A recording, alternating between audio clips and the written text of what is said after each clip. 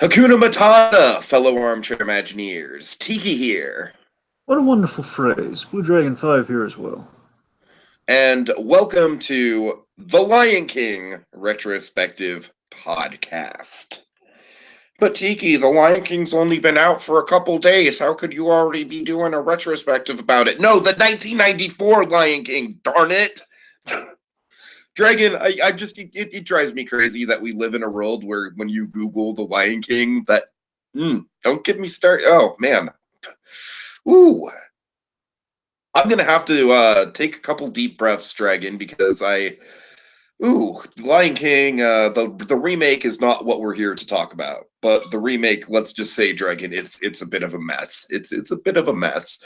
I don't hate it as much as I hated Dumbo. It's definitely more watchable than Dumbo, but it's a bit of a mess. A bit of self promotion here. Jacob and I will be doing the quote unquote spoiler cast for The Lion King. Spoiler alert, Mufasa dies. Tomorrow night at 11 p.m. Eastern Time, 8 p.m. Pacific Time. So watch out for that. All right, Dragon, I'm going to, since I've botched this intro and I have probably a lot more to say in terms of nostalgia about this than you do because it bears a special significance to me. I'm going to jump to you first for nostalgia / thesis. Go for it, my friend. All right. Well, I mean, look, I wasn't really there for the boom of the Lion King, but theatrically, let's say, I did catch it on home video, like pretty much like the year after Lion King. Of course, the year after Lion King, that's when you get Toy Story. So that's kind of where I'm kind of in the midst of things. So, Remind me, did you see Toy Story in theaters? unfortunately, the first one, no, I would have loved No. to, but I'm pretty sure I didn't. I would have been really young if I had. If I Got had some seen it. bragging rights on you on that one. Yeah. Anyway, so the point being, I wasn't there for the boom of the Lion King, but I was there for the home video, basically the aftermath of the Lion King, like the big kind of like the merchandising boom. It's like, oh my god, it's still going, it's still going. It's like the Energizer Bunny. Absolutely. I mean, the most nostalgic thing I could ever say about the Lion King, it's kind of a twofer. I mean, one, I remember as a kid, I had this one of those. I had a book for the Lion King. It was one of those. They have like a book that. What? No, I'm sorry. If it's the same book that I had, it's gonna blow my mind. Go ahead. It's one of those books where basically it fills your name within the adventure, and it's like it's Timon and Pumbaa, like they help you out do something. It's like one Oh, of okay. those like a book you kind of. It's like one of those things you give a kid when they're young. It's like one of those things. No, I'm sorry. The one that I had was one of those. Do you remember those books with the buttons that you would press that would make the sound Oh, I know effects? those books. Yeah, yeah. I remember the one. Yeah. I Spider-Man had one of 2. those, Yeah. and I vividly remember that one. I'm sorry. Go ahead. I mean, yeah, I know those, but I mean, for me, it was like one of those like little kind of personalized like books that you give kids, like one of those Yeah, like that's that cool. like That's kind of cool. a perennial kind of gift to the child, I guess, or like friend. It doesn't matter anyway. So, point being, so that to me is probably the most nostalgic thing I've ever owned for the Lion King, as well as the VHS tape, and of course the reason I always know Lion King, even if I never saw the movie, which of course I have, but even so let's assume I never saw the Lion King movie, I would know the Lion King because Hakuna Matata made its way in the Toy Story. Oh my Lion god. King was that popular. It's in Toy Story. Of course, a year Right. afterwards. Anyway, so yeah, overall, Lion King. I think it's perfect for kids. And at the time, basically, my thinking at the time was like, yeah, this is perfect for kids. I didn't fully appreciate the scope of it when I was young. I didn't quite Mhm. fully appreciate the scope of it. But like the scope of how special it really was for the time.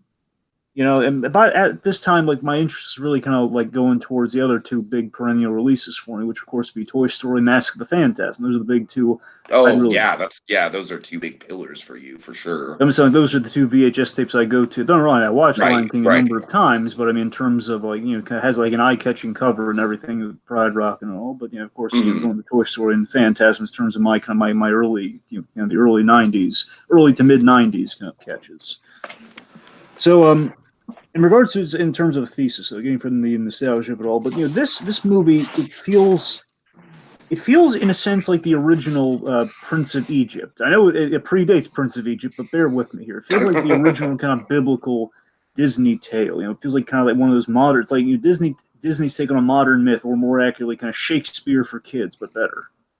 Dragon, I remember the moment when my little 10-year-old brain connected the Hamlet thing, and I felt like the smartest kid in the world. And I went to my dad and I was like, Dad, did you realize that the Lion King is basically Hamlet? Anyways, go ahead. Let's see. So this at the end of the day, Lion King, the original Lion King, it's the cornerstone. It's one of the cornerstones of narrative storytelling. Of one of my favorite tales, kind of like for me, the most popular example this would be the Superman 78. Like the father becomes the son story. Lion King is one of the other definitive son becomes the father stories, and in that respect, I really dig the Lion King and what it's doing story wise. And I gotta tell you, revisiting it's been a long while since I revisited. I don't know if you know, another nostalgic pull here. All the various releases of the Lion King on DVD, the platinum, the diamond. The one I have has the virtual safari gags with oh my God! Don't get me started. I actually do a whole podcast on that, my friend. Now, Tiki, it's funny. In fact, I wager we should do a full podcast on that. Well, without getting too into it, then I will mention that I didn't do it for because basically you have three sets of Lion King. You have Lion King, you got 1.5, and then you have Lion King 2, and I believe all three of them. I believe at least two of them, if not all three, have a different virtual Timon and Pumbaa safari. And, I'm sure that's all on YouTube. I want to go back. It is, and I actually revisited it on the first one. Actually, there's a boat, and there's a jeep, and I played through both. Oh my god! A lot. It's still a lot of fun. A little bit of anyway. So more like if we ever do anything on that, then we'll get to that. Anyway, point being, so we get back on the movie. So again, it is. Sorry, at the end of the day, though, so again, it's a son becomes a father story, as I mentioned, a little bit of kind of Disney's take on the story of Hamlet, and it is it kind of encapsulates kind of Disney at its that very tumultuous period in Disney as well. And I really kind of noticed that on a rewatch too. There are so many parallels. Like when you and I watched Waking Sleeping Beauty, of course, we learned about kind of the old kind of the political kind of stuff going on at Disney at the time, kind of big 10-year war, as it were. And I think a lot of that on a rewatch of this movie really does kind of resonate in kind of the motivations and the parallels to the film. I'm not saying it like you need it for the movie, of course, but it's kind of like a little extra kind of layer to it. And I do feel, I will say this about the movie. So I've said a lot of nice things about The Lion King. I do have to admit, though, I still feel there is, I think it suffered from oversaturation. At the time, I think it suffered from oversaturation. I'm not saying that it hurts the movie at all. I'm just saying I think for my personal, that's why maybe that's a subconscious reason why it never is one of my instant go-tos. For me, I'd probably go to Aladdin and 9 times out of 10 before I go to Lion King. Not because it's inferior, of course, but it's just because I like Aladdin more. And at its core, this is very well at whatever you say, whatever may not hold up specifically with the Lion King for me, but again, compensates in just how well made a movie it is. It's so well made and so well made at Disney's most troubled time. I think it's kind of the big achievement. I really want to kind of get in there with this thing. I just want to say, I mean, the turn on a movie this great while things are so troubled for the guys behind the scene, I think there's just something really impressive. I think kind of speaks to the strength of The Lion King as a film. And of course, this was the B movie of the Disney staff at the time. Yes, because we'll get into it more with background. Well, okay, real quick before you get into your thing, T, I just want to mention we have somebody in the comments. We have a few people. Oh, yay. We have Pink Pearl Disney Wishes has joined us, and so I'm going to fire this at you quickly. Let's not dwell on it too much. Okay. Did you see the new DuckTales panel at the San Diego Comic-Con? I haven't watched it yet, no, but I definitely want to, so I just haven't had time to yet. Pink Pearl also compliments us on the image, the Thomas Kincaid painting. That's what these things are. Yeah, it's a nice image.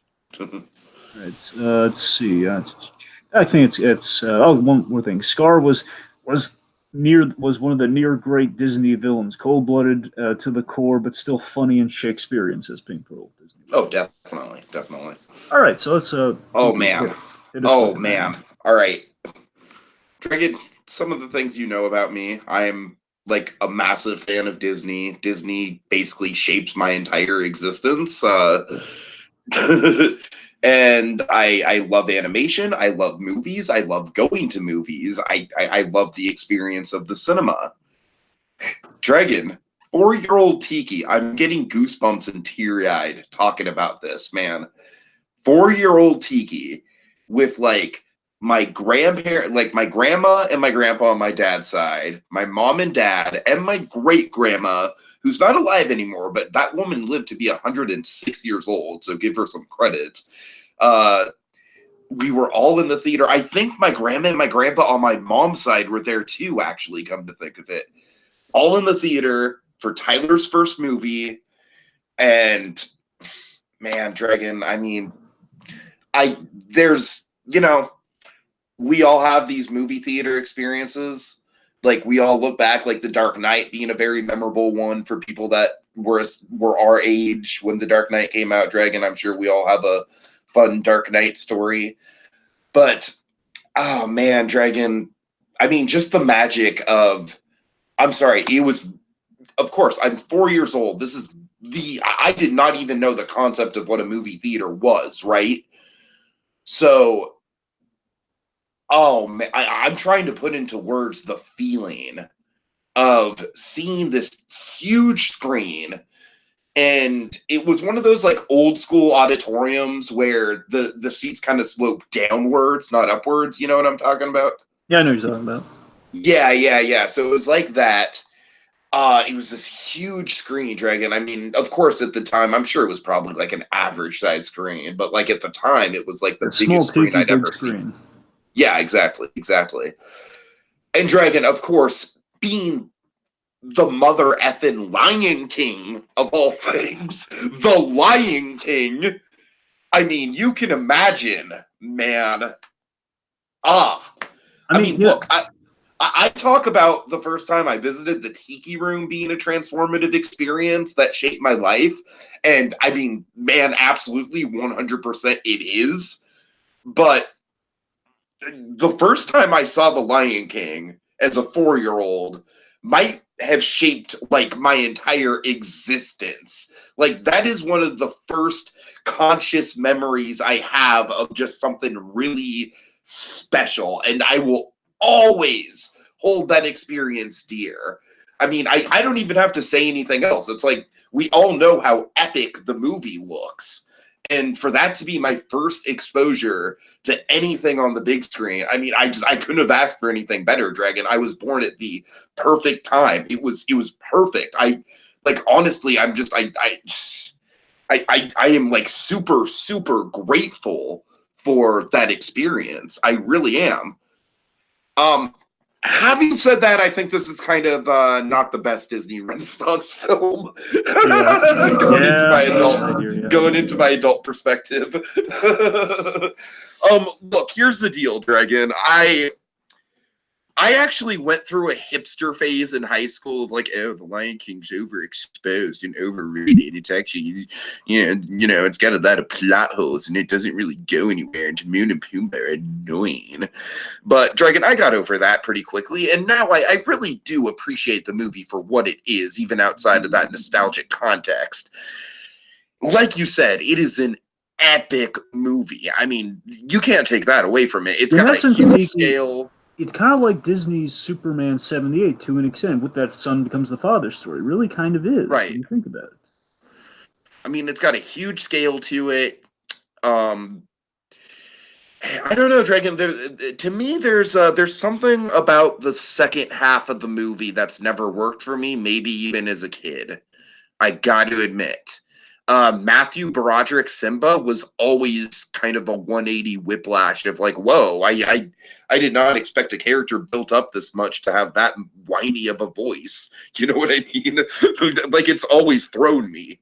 I mean, there's certainly cool moments in the final act, like like we'll get into it, the vision in the clouds and the last battle and stuff like that. But I always felt that the movie, even as a kid, Dragon, like, not like a young kid, but, when I was like 10 or 11, right? When I was first able to like actually form opinions about movies. I always felt that the movie kind of peaked with Mufasa's death, spoiler alert. And, and after that, it's almost kind of like it's so interesting, Dragon, because I'm actually realizing this right now as I'm talking. Like, I think it's safe to say that there are a lot of parallels between The Lion King and Frozen in terms of like how they impacted Disney at the time. And I'm not saying in terms of the actual movie itself, you know, they're very different movies, but I'm saying there's a ton of parallels in terms of like how successful they were, you know, the hype and mania surrounding it and everything. And Dragon, it's interesting because Frozen also peaks in the middle. It very much peaks in the middle with Let It Go. I mean, there's nothing in Frozen that's as good as Let It Go after that. So I don't know. I think that's kind of like an interesting like I said, there's good stuff in Act 3. I just think all the best stuff in The Lion King is in those first two acts, is in kind of, or even the first act, I would even say. Like, in terms of like acts, The Lion King's Act 1 might be the best act of any Disney movie. I've said act way too many times.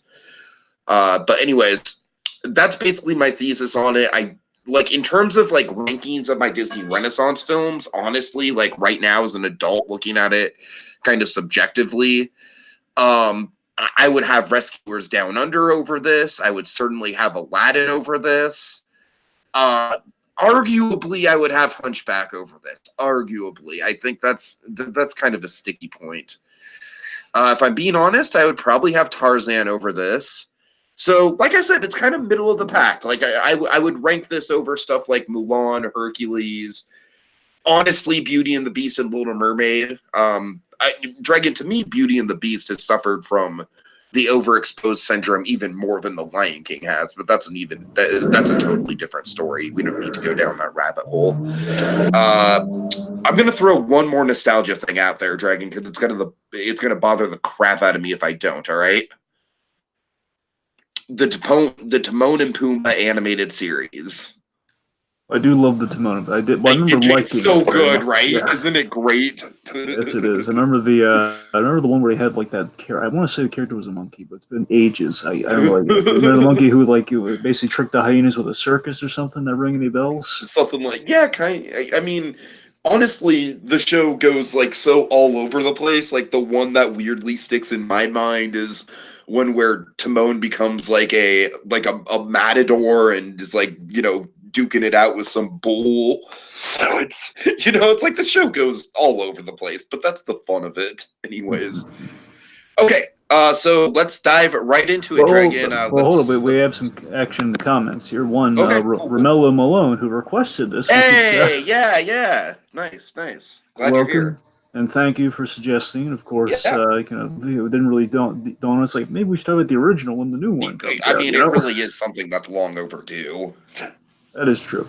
Says it's Lion King's his number one favorite classic Disney film. Let's see, the Pink Pearl Disney Wishes echoes. My number one's still Three Caballeros, but Lion King's in the top three there.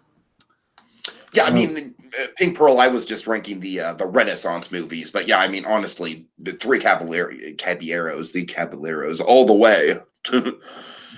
Like honestly, that's one of my go-tos in terms of like if I want to sit down and watch a Disney movie, I sit down and watch it more for the artistry of it all than the storytelling at this point in my adult life. And that movie, I'm just going to call it that movie because I suck at that pronunciation.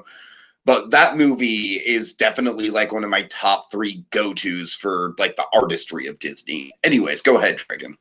Let's see. Pink Pearl goes on to say a little bit of nostalgia here with The Lion King. I want to see if it kind of touches a chord with you because I'm completely lost on it. Remember the old game from the late 90s, The Elephant Graveyard, where elephants go to die? I remember seeing this. Yeah. Yeah, okay, the video game. There's so much to talk about with The Lion King just with nostalgia. Oh man, Dragon, the video game is super hard. It's infamously hard. And Pink Pearl, no, I do not remember the Elephant Graveyard level because I could never get past the I just can't wait to be king level. And the I just can't wait to be king level is infamous, and frankly, I'm shocked that you got past that one. So good on you for getting past that level, Pink Pearl. Dragon, I know this is going over your head, but We do have a lot of rankings in here in terms of just again since you. Oh, really? Cool, cool. I'm well, glad there's action in the comments. Awesome. Well, you did go on to keep ranking, some things. Let's see. Pink Pearl Apple's rankings would be Pocahontas, Hercules, Lion King, Little Mermaid, my childhood, basically summing up some childhood favorites. Romello goes on to say number 1, The Lion King, 2, Aladdin, 3, Beauty and the Beast, 4, I think just kind of broad spectrum here, Shrek, 5, Tarzan, 6, Mulan, 7, Lilo and Stitch, and 8, Brother Bear. How interesting. Oh, nice. Oh, yeah, I'm guessing Shrek is, of course, that's in the time period. That's very much a nostalgia favorite for a lot of people. Romello, Lilo and Stitch, man, I got mad love for Lilo and Stitch. You don't even know. So, Dragon knows. That I do. And look, in general, again, I think to echo a little bit of Tiki's sentence before we move on here. So that's the thing, Tiki's. And Lion King, I absolutely agree with you. I don't think you're wrong at all here. Lion King, again, as I think Romello would goes on to kind of point out here, both Superman and Simba talk to their fathers as a ghost. Again, they basically kind of have the ghost dad commonality there. Again, and that's why Kimba the White Lion. Sure. That's the one Kimba reference I'm going to give, all right? That's the one. My point is, like, Lion King was a movie that you watched and you kind of got. You didn't necessarily need to watch it again, but you probably watched it a couple. Like, for me, I watched it a couple times, don't get me wrong, but I never quite needed another watch, Where, again, the other movies just kind of compelled you to watch it more. So that's the thing, Lion King, again, like, years later looking at it, it's like, yeah, you had to have some things that kind of, again, the Shakespearean aspect of it, the visuals, how it was kind of like, almost like kind of a father becomes a son story, like Superman. Like, this is all very interesting stuff, but again, doesn't necessarily make it like a Disney favorite for me. It doesn't make it like the instant go-to, but it feels like it's a solid movie. All right. But again, we're going to dive into some of those. God damn it. One more thing. Okay, I will say, just it connects to thesis. I will say I don't think the soundtrack is as top to bottom great as people give it credit for. We'll get into that as we go through the movie, but I think you and I are simpatico on that, Dragon. My least favorite part of this movie is still my least favorite part of this movie. All right. Anyways, we'll get there when we get there. Wait. Are you saying your least favorite part of the movie is the soundtrack in general, or no? Sorry, let me. Or a sequence. One song / sequence. One. Oh, I think I know what you're talking about. I know you know what I'm talking about. We'll get there. Yeah, there's one part of the base. Even Elton John's shedding a tear right now. You fellas don't like my songs. I love this biopic though. Oh yeah, so yeah. Anyways, okay. Anyway, let's just dive right into it. Basically, folks, we're going to get into a little bit of background, then we're going to break it down by the 3 acts here. Of course, Act 1 being the meatiest, followed by Act 2 and 3. And Act 2 and 3 are going to go by relatively quickly. All right, so again, folks, as I kind of echoed in my thesis statement, the background of this movie is quite fascinating, and I'd recommend anyone who's interested in this to check out Waking Sleeping Beauty if you want the full, very interesting story. It's not all Lion King, but it's about kind of the stuff that connects to the Lion King, builds up to the Lion King. Dragon, I'm realizing is Waking Sleeping Beauty, like, that must have been like maybe the second or third podcast we ever recorded together. I mean, I know we mentioned it a lot if we didn't do anything early. I know we did. Obviously, our first one was Cartoon Fridays, famously. That was a rough start. And then Freakazoid was the second. And yeah. Anyways, we can go down a rabbit hole. We'll talk about that kind of stuff at the end of the month. We'll get there. Anyways. Okay, and anyway, so it's a little bit of background on The Lion King for those who may not be aware. It's been a while. Again, so basically, we're also here to celebrate 25 years of The Lion King. Coincidentally, again, just a number of things. One, Romello recommended it. 2, the new Lion King has come out. And 3rd, I think the more pressing, it's 25th anniversary. Not this very day, but this year, 25th anniversary. So let's celebrate that. A little look back to what gave us The Lion King. So. All right. Lion King actually gestated, from what reportedly gestated, 1988. So 88, I believe, like Oliver and Company comes out, they're on a plane, you kind of doing some press, just kind of like traveling. And you basically have kind of some of your Disney heads. You have Katzenberg, you got Roy Disney, and you have Peter Schneider. They're on a plane. They get an idea of like, let's do a movie set in Africa, which then kind of broadens into, let's do a movie about lions in Africa. So. Basically, like the cell line was like, it's Bambi in Africa with lions, essentially. That was the cell line of it. Originally had the title of King of the Jungle. Of course, King of the Jungle, I'd assume they would go with it because of the obvious George of the Jungle parallels, but that's just me. They got, of course, the director. We have a team of directors. As some of the best Disney movies in the Renaissance period, they have kind of teams of directors. We had Roger Allers. darn, is it Aller or is it Aller? I keep blanking. I think it's Aller. Points. We have Roger Aller and we have Rob Minkoff. This team of I guys. completely forgot that this wasn't a Musker Clements movie. Well, it isn't. All right. Well, all right. So good. Of course, Disney, they love to do their research, especially when they went globetrotting. So they had a research trip and going to Africa. They got in kind of capturing the visuals, especially kind of the lighting scheme. Like I'd assume a lot of pastel work would be my guess. They kind of looked into the cultural meaning behind certain things. Kind of like what. That's why I have like all great sorts of pattern work again coming from the trip to Africa. They brought in lions. I believe they specifically brought in Jim Fowler, the famed animal trainer. They brought in Jim Fowler to the studio, and we've seen a little bit of footage of this here. We have like them bringing in lions like cubs for the animators, and of course bringing actual lions. Pause. Yeah. I'm sorry, Dragon. Do you remember the Aladdin VHS tape had a preview of The Lion King with this very footage? I vaguely remember it. Yes. Yes. Okay. I just again more nostalgia. There's so much nostalgia with this movie in this time period. Go ahead. I'm sorry. So they bring in lions, and of course this led to the almost Siegfried and Roy level disaster of Jeffrey Katzenberg. Jeffrey Katzenberg, of course, he took the lion, one of the main lions. I don't know if it was the same lion that was brought in for the animators to study in terms of getting the movement and everything of the lines, all the little details. But Katzenberg went on tour during the press junket for Lion King, like doing interviews with people, like photo ops and everything with the lion. Of course, the lion went to hug him essentially. And of course, my god. That's so dumb. That would never fly today. It wouldn't. It wouldn't. God, that's ridiculous. And of course, I get to laugh at Katzenberg's misfortune, so I get that one. Anyway, nothing. Anyway, so in all seriousness, so the idea, so they're doing this movie, and of course, I don't know if this is how early this was. I assume it was really early in the production. One of the big kind of totems of, okay, you're doing a movie in Africa, and you want to do it with lions. Like, why do you want to do it with lions? And I figured the main reason is they saw this documentary. One of the directors, I think it was Minkoff. I'm not sure. I think it was Minkoff.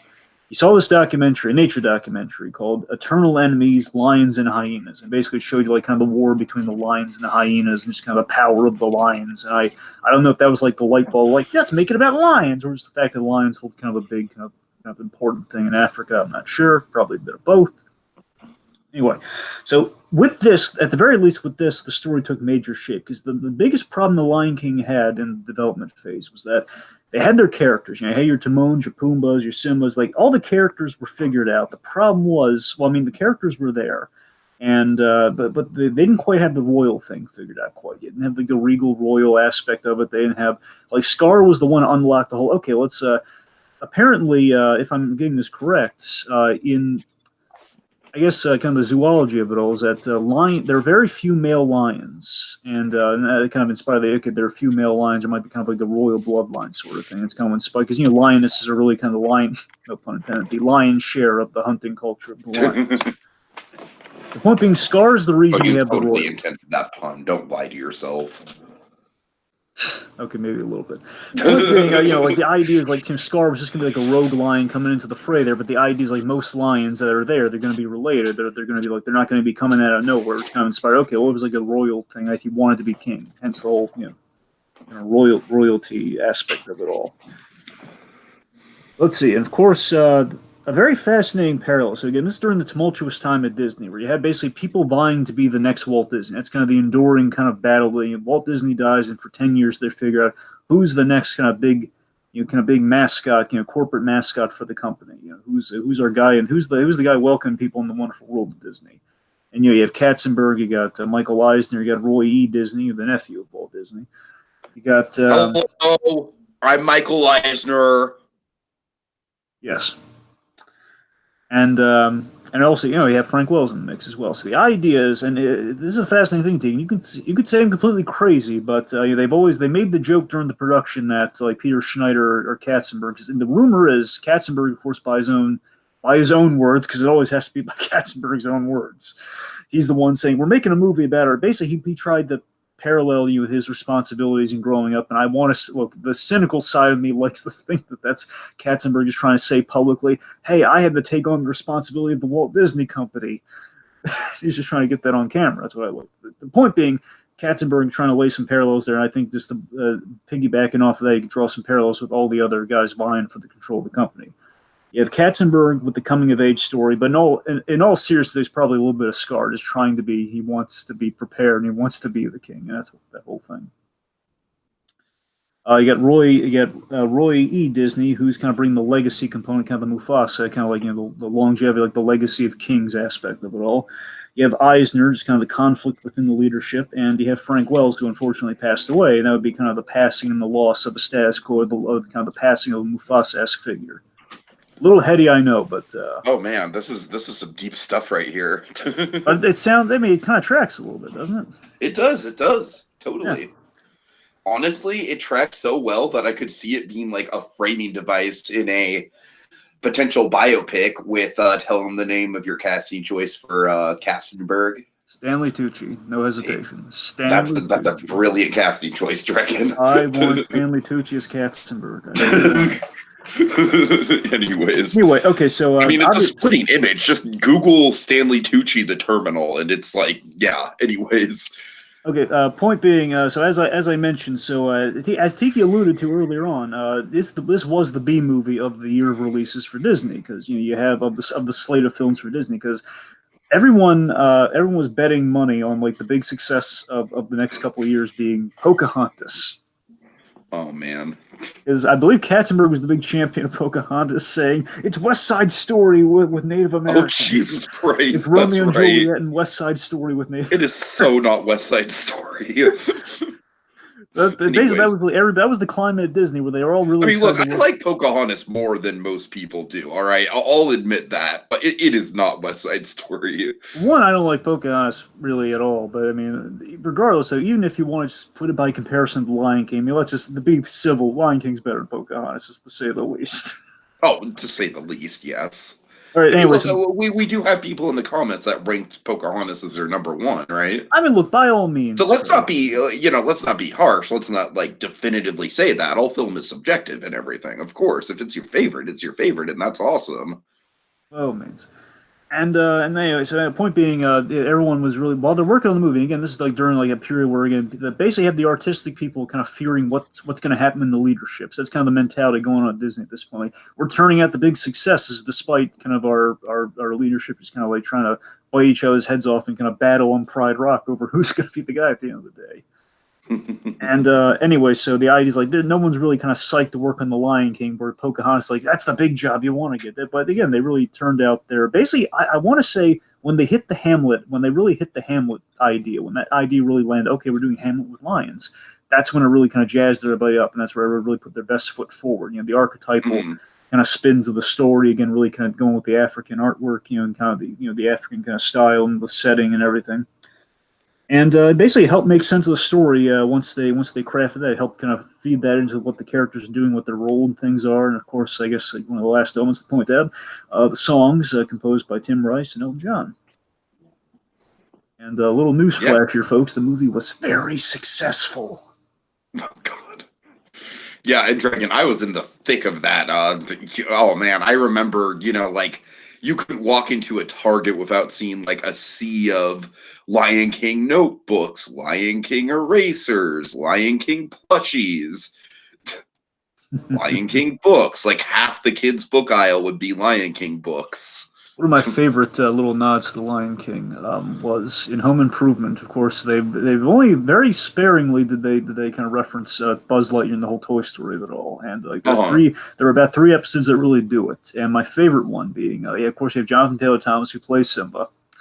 And you have Tim Allen who plays Buzz Lightyear, and the idea is like there's this little girl. It's this adorable thing where Tim Allen's doing this Buzz Lightyear thing where he has this gag where if he meets kids, he'll say, "I am Buzz Lightyear." No, I am Buzz Lightyear. The kid has a Buzz Lightyear. He's doing the voice, and the little girl was holding a Buzz Lightyear, and then she also has like a plush of Simba, and then Jonathan Taylor Thomas is just, basically she's assigning him the role to play with. Says, "You want to be Simba? No, I don't want to be Simba." Or something along those lines. It's really kind of cutesy. Like, it's like, I've been there, done that. It was more like a been there, done that sort of thing. I've been there. Yeah. Anyway, so the point being, little cutesy little references. I feel you on. All right, let's break it down. Let's go into the acts. Let's take a deep dive into it. So let's start with the Circle of Life. Okay, one of the most goddamn epic intros of all time of any movie. I just hands down, it speaks for itself. Like, what more needs to be said about it? I don't even feel like we need to linger on it. Well, the one thing I do want to linger on is the we have it's a biblical moment, the birth of the next king. I mean, of course, Uh-huh. the thing's already been said. You have the spectacle, the scope, the It's just lighting. it's instantly iconic, Dragon. That's the thing I still love about Disney movies is that there are moments like we talked about this with the Frozen 2 thing of like the ice and the waves and everything. That is a moment that I feel like even from the trailers is instantly iconic.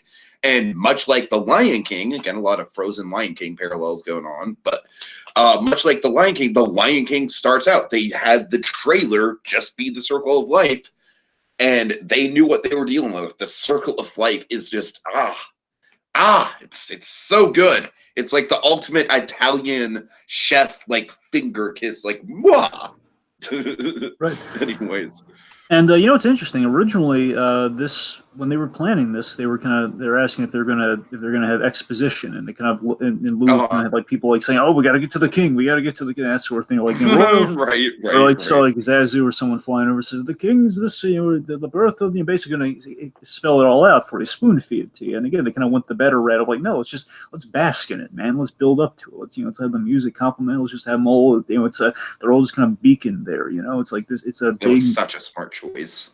It was, and of course, I mean, the one thing we should probably address there's kind of look there. This is the strength of Lion King here, where again, sometimes the power of an image will trump the logic here. The logic is, why would they all show up to again the thing that's essentially going that basically to a place where you have Oh, all I don't sorts give a of I don't give a flying fuck.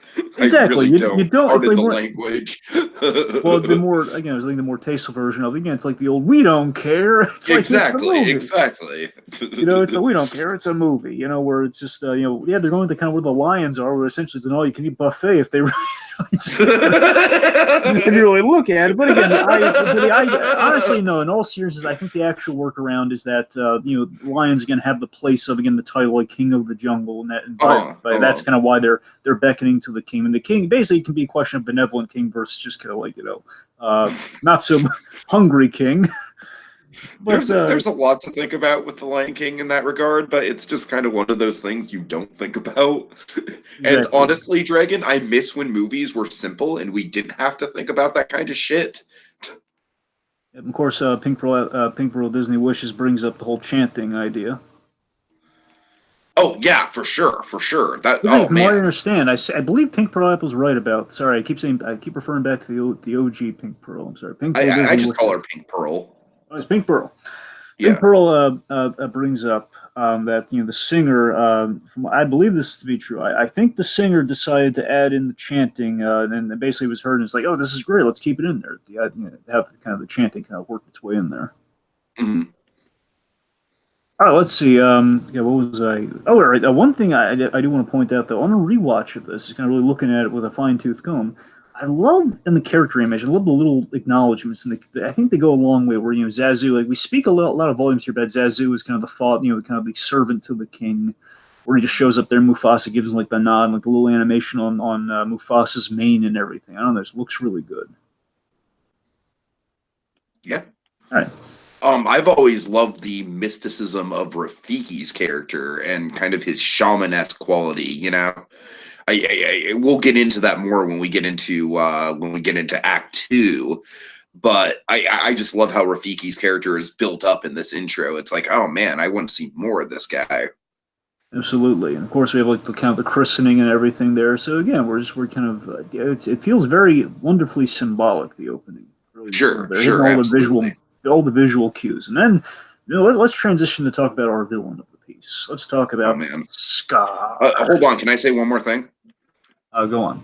Okay, so again, folks, we're going to be doing a spoiler cast, quote unquote spoiler cast, on the live action remake. Jacob and I, Dragon won't be involved because Dragon actually has pride.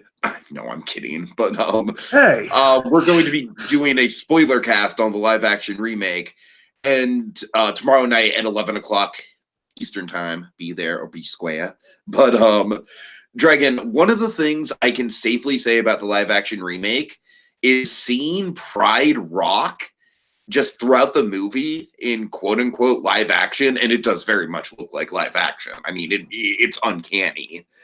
Dragon, that was surreal, right? Like that was absolutely surreal, and surreal in kind of a cool way. I mean, say what you will about the actual movie, but anyways, I'm sorry, I'm trailing off. It's just what I'm getting at here is I love that. I love how iconic of a location Pride Rock is, and I love that it's like this like instantly memorable centerpiece of the movie in terms of locations. It is absolutely a character in its own right. Sure. Okay. Let's transition to Scar. Yes. So, of course, the wonderful, the incomparable Jeremy Irons providing the voice of Scar. And, oh boy, is he great. As I believe Pink Pearl said earlier, very Shakespearean. Again, it feels very much like, obviously, there's a bit of model of Claudius built in there. So you have, it's kind of like, I kind of read it this way, Tiki. Tell me if this sounds crazy. It's like Claudius, basically the uncle from Hamlet for the... Yeah. Claudius, who sees himself as Richard III. Mm-hmm. You know, it's like he sees himself as... I don't know as much about Richard III, but... Point being, like, he's like the Richard III, in essence. Yeah, I'm up to date. It's been a while. I remember I read some stuff from Richard III way back. Yeah. The point being, Richard III, I think I read a scene. I'm pretty sure I did a scene from Richard III, but still, I digress. I'm not too familiar with it anyways. Yeah, I did that scene too once, but it doesn't matter. Anyway, well, I'm sure we didn't do the same scene, but anyways, it doesn't matter. He was like, well, okay, you're right. The point being, Richard III is the idea is like a king who is kind of gets maligned by people, and basically it's a king who thinks he's been maligned by everybody, but again thinks he's like the noble leader. So fine, they deem me a villain, I'll be a villain. Fine. That's kind of the idea. So that's kind of what Scar is. He sees himself as like, I'm the true king, but of course he's just plodding off the side like a Claudius side. But of course, we get to the best part of Scar here. I think the best part of Scar, especially on a rewatch, is that life's not fair. This is the first line of the movie is life's not fair. That's pretty cool. I love that it's the first line of the movie. It also encapsulates his philosophy in contrast to the circle of life. Think about that. Yeah, how fascinating that is. Where again, his whole thing is like, like the food chain, the way it's like my kind of link on the food chain is my position of things within the circle of life is off. I view it as not fair, and I'm going to change that. That's a really great philosophy for that character. Yeah, and of course it starts with that visual of the mouse and everything, and the lion overpowering the mouse, kind of like the most unfair fight, you could possibly think of symbolically. One can make, again, a Disney parallel there. Yes. Yeah. Oh God. Yeah. Katzenberg is Scar. Again, Katzenberg is Scar. Oh Jesus Christ. Oh man, there's so many rabbit holes to go down. Seriously, Katzenberg saw himself as Simba, but I still say he's actually Scar the whole time. Oh, this is crazy. Anyways, he's holding the mouse, man. I'm just okay. It doesn't matter anyway. So, like literally, the first time you see him, he is holding a mouse. Oh God. And saying life's not fair. It works so. It works too well, Dragon. It works too well. I don't like it. I don't like it. Okay, Romello makes another excellent point that I'm so glad he brought there because I was feeling the same thing. Another great parallel for Scar, and of course in the modern context, I mean for the kids out there, Claudius, who? I'll give you a better example. Loki. Scar is Disney's Loki to an extent. Oh my God. You can actually see that. Scar is very Loki-like, particularly in the fact that he's the intellectual manipulator in the sibling dynamic. He and his brother, and as Scar kind of very plainly puts it, says, "My brother, got the strength. I was gifted the lion's share of the intellect. My brother was gifted the brawn. I wasn't that blessed on that side of the gene pool." It goes. I'm paraphrasing, mind you, but that's essentially what he goes on to say. Again, very Loki-like in that sense, and given like how he kind of rebels against the Golden Child and the one destined for the throne, the whole shtick there. So I really want to note with Scar though is that think about it. We have a Disney villain who basically eats the supporting animal character at the start of the movie. I mean, he doesn't kill him, but he takes a bite out of Zazu. Oh, you made me lose my lunch, and he just lunges at him. And if Mufasa didn't stop by, just when he did, I mean, Zazu would be poor Rowan Atkinson. He would have a short role. Just like, oh man, that bird that we saw in the intro. I thought he was going to be a major character, but no. I guess he was just a one-off gag. Just to show how evil the villain is. Shit. They should have made his Man, bird. we really don't want to mess with this guy. They should have made him a crane, a Marion crane. Oh my god. Well, I'm thinking the more accurate one would be I believe it was it Jennifer Aniston in Scream?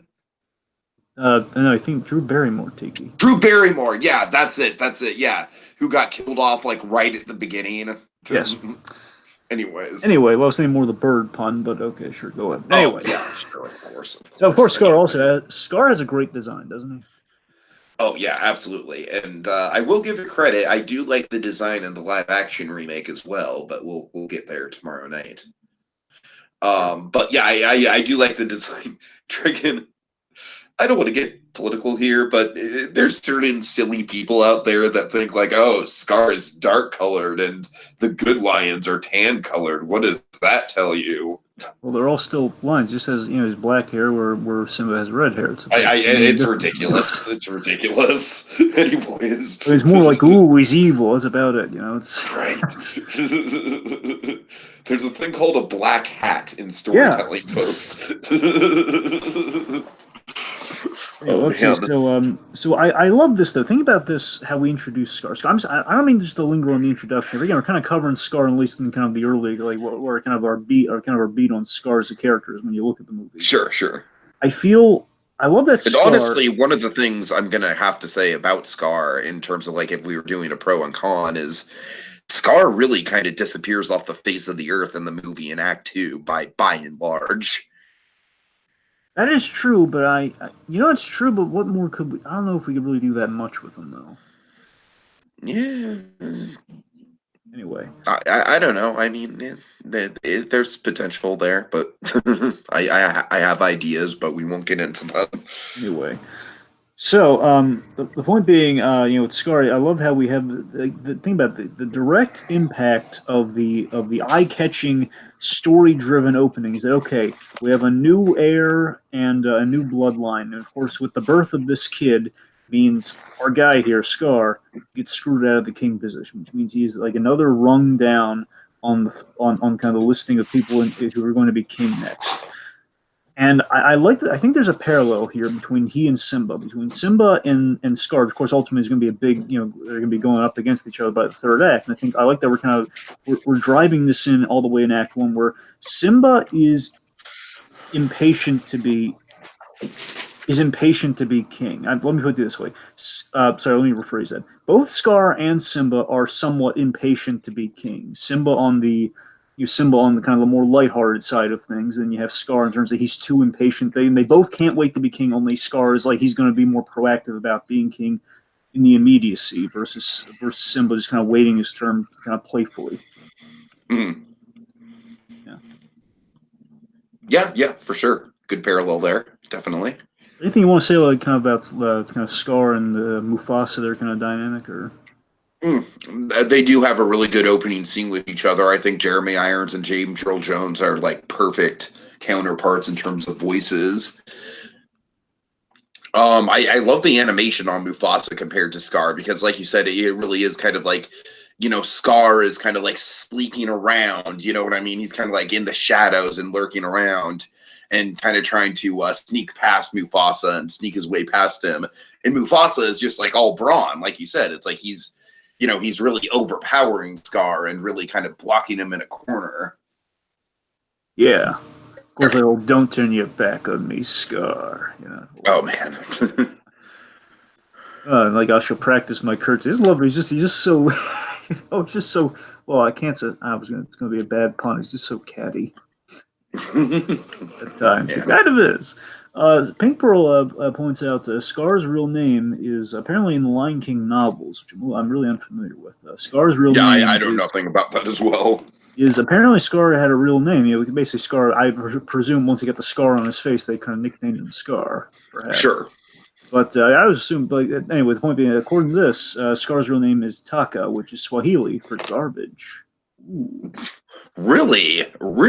Wow. Okay, I'm sorry, I'm just kind of blown away as I'm reading through this right now. He got the scar in an attack when he was young, and he just called himself Scar, and that's why his brother calls him Scar, and vice versa. Interesting. Makes sense.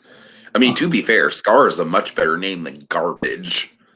Well, sure. Well, that's what I'm saying. Imagine if, again, like you hate your name so much, you got a scar, just they can give yourself something distinctive and they rename Hey man, yourself. scars are sexy. Sure. Well, I mean, I wouldn't go putting out a T-shirt, but sure. Anyways, Anyway, yeah, what was I? Oh, right. Anyway, so one last thing, I guess, to get in with Scar, unless you got anything major. nope. I think Scar also represents kind of the sort of like a toxic. He can be kind of the he basically is like kind of the toxic black sheep representation of family and legacy, where again you have someone who wants it by all costs and will just kind of like you have that where Mufasa, he allowed his brother's in his life and he's not like trying to like outs his brother or anything, but he's chastising, he's trying to keep his brother in line. He's very rebellious and he's just really just kind of a jerk and he just wants to like, come on, Scar, you missed my kid's christening and everyone else was there while Right, you were right. there. He's like Mufasa is pretty in the dark about how evil Scar actually is. You do raise a good point about And that. there is something relatable about that. Again, you have that toxic remorselessness of family sometimes. You have that family member, you have like that black sheep who's always going to, like, at the end of the day, they're always going to stab you in the heart, they're going to stab you in the back, no matter how many times they claim to change or how many times they just say, I just need basically someone always with an angle. He's kind of like that troublesome relative, I guess, Scar in many senses of the words. It's kind of relatable. But again, factored in kind of the grand legacy of royalty and everything. Yeah, for All sure. right, so let's talk about Simba. Simba. Simba. All right. Some people find Jonathan Taylor Thomas to be annoying. I honestly like. Maybe it's just because I was like the perfect age demographic for this, but I freaking love Simba then. I love Simba now. I think he is one of the most. Is he a little bit of a jerk? Yeah, sure. He's a little bit of an asshole. Yeah, but he's a realistic kid. I mean, that's what kids do, and that's what I love about Simba is that he's not one of these saccharine Disney children that can do no wrong. You know what I mean?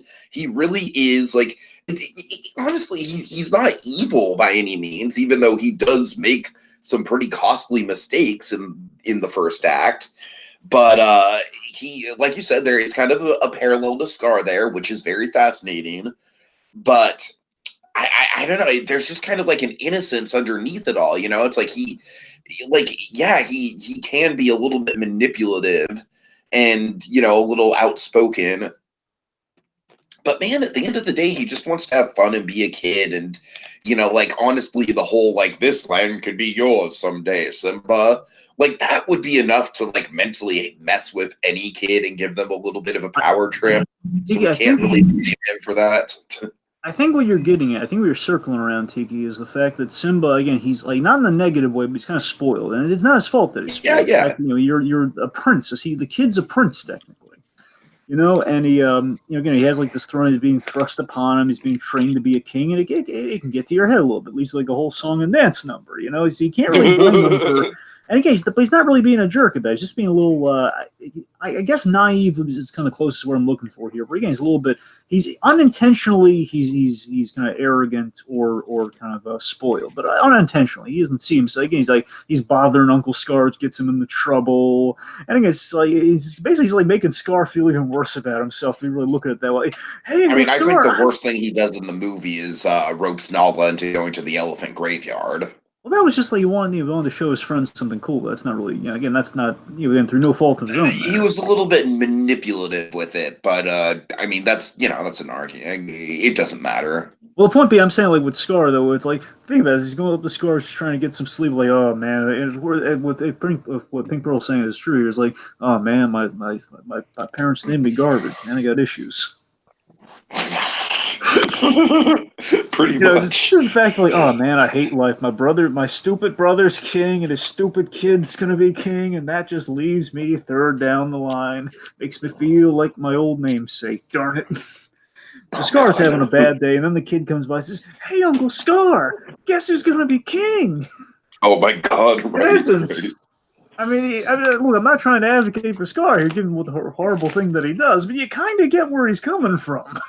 Kind of do. It's like he's been pushed a little too far, and just like go play out in traffic. Essentially, is kind of what he's saying here. Which in essence is kind of the undoing, or is it more like kind of jungle traffic? But anyways, let me Right. So it's Simba, though, of course, is the height of Jonathan Taylor Thomas's popularity, with both Home Improvement and this going on at the same time. It's like him and kind of the youth. Jonathan Taylor Thomas, I guess, has kind of like three phases in Home Improvement. You have the kid, you have the teenager, and you got the adult, the young adult. Don't forget, I'll Be Home for Christmas, Dragon. That's the adult one. That's the one. That's one that gets sick. Sure. Yeah. I know they didn't let him go, but he left because he wanted to do directing, which I still have not really seen any fruits of. So, Right. I think he directed something. Point being, obviously, it's really hard to recall. I think that kind of speaks to something. We should do a podcast on the movie that Jonathan Taylor Thomas directed. I'm assuming he actually did direct it. I really wanted to. Anyway, sorry, getting back on point here. So overall, I mean, Simba again, he's overeager for the throne, most definitely. But again, not out of ego, just out of like he wants to be like his father. At the end of the day, it's a kid who wants to be like his father, and it's kind of what's being touted off about left and right. You have to set a good example. You got to be a king. It's kind of like a rambunctious lion cub. I guess that's kind of what he is at the end of the day. I mean, I like that he's good friends with Nala, though. It's kind of nice. Going to talk about Nala a little bit. All right, I don't want to get too deep into this, but my sister and I have both agreed that in the movie, we both kind of are a little bit disturbed by Zazu's whole, like, you two are going to be married. I agree with you full-heartedly on that one. That's a little strange. Okay, and the reason why I think it's strange is because my sister is not my biological sister, Dragon. I mean, she is very much my sister. I very much consider her my sister. But really, we've only, we've known each other like since we were babies. We grew up one house next to each other, in townhouses.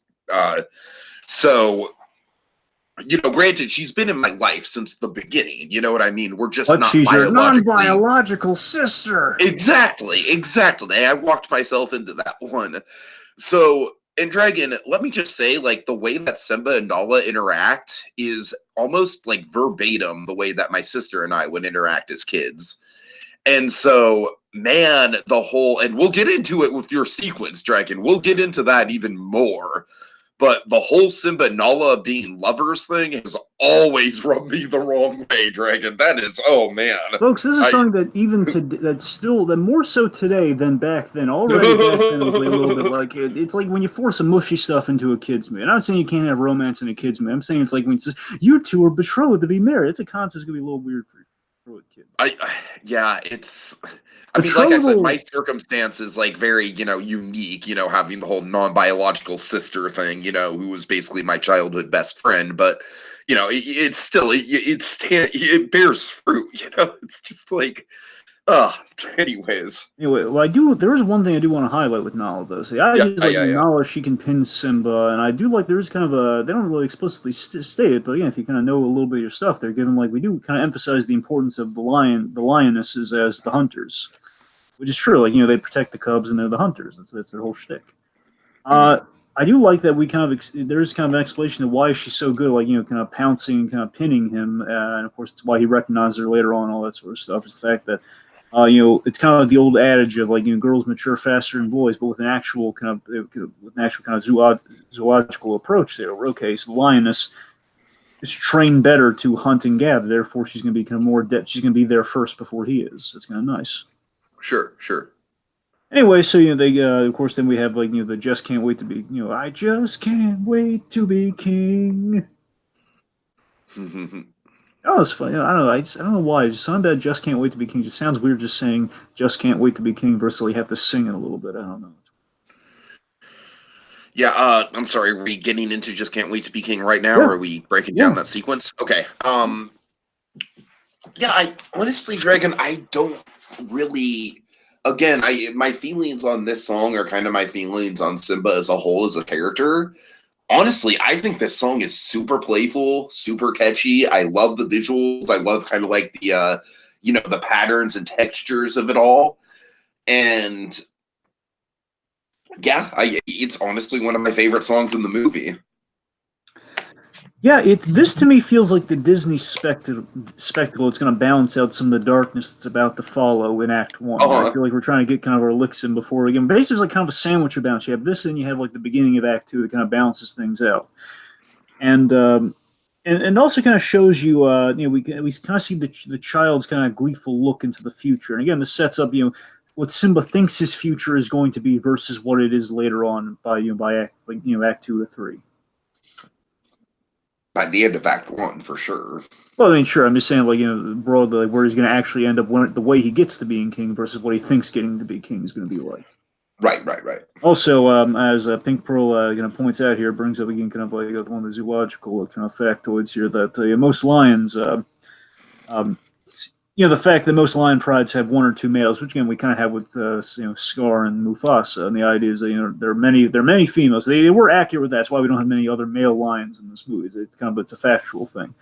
And what they're trying to dissuade you from is the weird, creepy fact that most of those lions, I mean, they're probably coming from one of those two lions, as in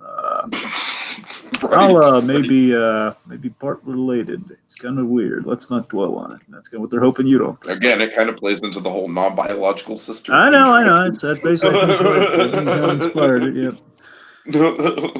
All right. So. All right, so let's again. So Nala and Simba, they get themselves into a sticky wicket. They also one more thing with Zazu, because you brought it up with the whole the whole non-biological sister, that whole thing. Zazu in the whole you're going to be married. I love Rowan. That's easily his worst moment. Overall, I love Zazu.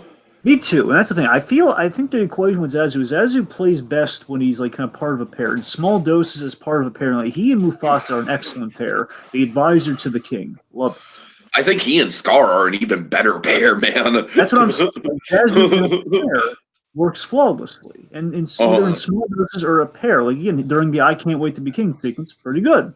But when he's doing it's kind of a 3-person scene, you're going to be married. That doesn't work at all. It's so in other words, the rule of 3 simply doesn't apply to Zazu. But also, of course, we kind of glazed over this because we're going to kind of get to when we get to more of the Mufasa stuff. But the Morning Report. I watched it just to be sure. I don't like the Morning. It is no Proud of Your Boy. It is. Yeah, you're right. It's let's just say that right now. Of course, Dragon and I, we've had a long-running gag on the channel about Proud of Your Boy, and Dragon, I think it's safe to say, you and I can say it's probably one of the better songs that's been cut from a Disney movie, right? Proud of Your Boy, yeah. Yeah. So, Morning Report is no Proud of Your Boy. That's the thing. So, Morning Report, I watched the special edition along with the regular version to see how it stacked up. And the special edition with the Morning Report is really unnecessary and just weird. And plus, it's just, look, I understand that, as also Pink Pearl, I believe, Romello actually pointed out. Romello pointed out that John Taylor Thomas didn't do his singing for "I Can't Wait to Be King." Jason Weaver did. Mm-hmm. So that's the thing. Some obviously not all the time. Even with Jeremy Irons, some singing is replaced with because not all the actors. We'll get into that. We will, and that's what I'm saying. Sometimes they switch out the singer and the actor, and that's the thing. We had Jeff Bennett doing the singing for Zazu versus Rowan Atkinson. So it's it kind of makes the thing feel even more out of place. Man, that sounds not really a lot like Zazu. It just feels off. I don't know. I hear you. Right. Anyways, the kids here get into trouble. They go to the Elephant Graveyard, which is an excellent set piece. I got to tell you, and I haven't seen the movie, and I want to linger on. I'm just saying, trailers alone with the Lion King, Elephant Graveyard just really didn't look as menacing as it does here. Yeah, I don't want to linger on it either, but it's really not. That's the thing. So the Elephant Graveyard here, it's a great set piece, and what's really cool on the rewatch, I guess on the fine-tooth comb watch, is that we have these bigger things. We have this whole thing. Elephants, these animals that are bigger than kings have died here.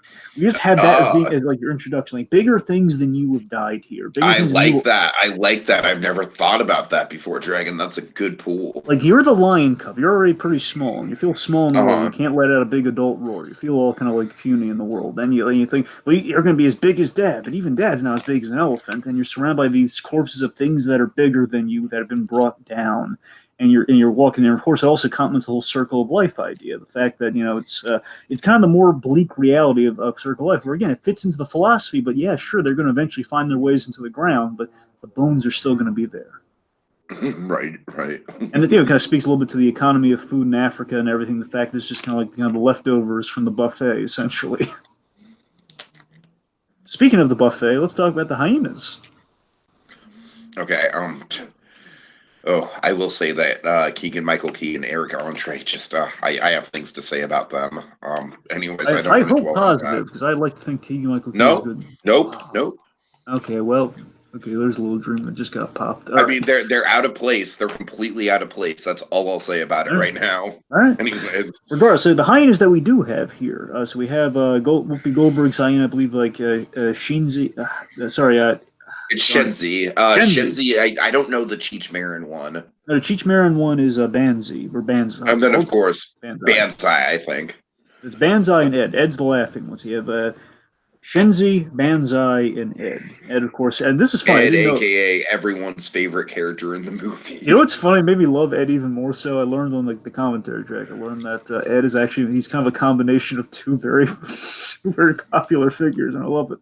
He's a mixture Okay. of Ed McMahon, hence the laughing and hence the Ed, and the silent, basically not really speaking at all. It's Harpo, a little bit of Harpo Marx. It's Oh, Harpo I and can Ed see McMahon. that. Yeah, yeah, It's yeah. Ed McMahon meets Harpo. I love it. Oh, man. Oh, it's and Jim Cummings providing the voice. Of course, of course. All right, so yeah, so the hyenas. What do you think? I think they work a lot better here. Honestly, I think they're pretty good. I think they work as kind of like a secondary antagonist, kind of like a stormtrooper force, if you will. Stormtroopers with personality. Yeah, yeah, for sure. Beyond traitor, beyond that. I think the most stormtrooper personality we saw was like the little small talk they would have from time to time. Yeah. Anyways, See, that's the Star Wars spinoff I want to see. Just all about the stormtroopers. Let's say that. troopers. Not clones. I want to make clear, not the clone troopers. I want to see the stormtroopers. Like, what do they do on their off time? Anyway, okay, sorry, getting back on point. But yeah, so yeah, we have just the idea is we really kind of bridge the whole economy of food in Africa here, and the more accurately within the whole circle of life angle. We see what the everything the light touches is our kingdom. Hyena's kingdom, not so much. And Uh-huh. again, hyenas being we establish hyenas as the foe, as the unsavory element of the circle of life philosophy. Again, the whole documentary, the whole eternal enemies, lions versus hyenas. The lions do not like hyenas, and from what I understand, I can recall, hyenas have more to do with felines. So there's kind of like a war of the felines going on there. Okay. Yeah. Yeah. Sure. Well, fun fact out there. I don't know we're getting to a lot of zoology here, folks, and animalogy more. I think is animalogy or zoology. They keep going zoology It's because totally zoology, Dragon. I don't right. think animalology is a thing. Not animalogy. Not making it okay. Anyway, but I think you're right. Zoology. Point being. All right. So importantly, we get to see Mufasa in action in this scene. Yeah. Yeah. Basically the sheer scale and everything. Mufasa's just kind of like kicking butt and taking names and scaring the crap out of them. It's pretty good. All right. So then we get the heartfelt father son bonding moment. That we do. So let's talk. Basically, let's cover all the father son stuff here with Mufasa and Simba. Here. This is really great. This to me is some of the best stuff in the film, and the best of James Earl Jones, most definitely. We have one of my favorite things is like the whole on the rewatch. Completely forgot about was the waking up dad gag, where he's like, "Come on, Dad, get up." This is you think your son's trying to get you up. Says before the sun rises, he's your son. It's like, oh god. I just love we just take this big imposing. Of course, everyone thinks Mufasa the thing of a certain sequence, but also like the thing of the regal majesty of Mufasa. We don't say like the little mundane parental things at Mufasa, like, oh god, it's so early. Yeah. So this scene, of course, I also think it is probably the best the score ever gets.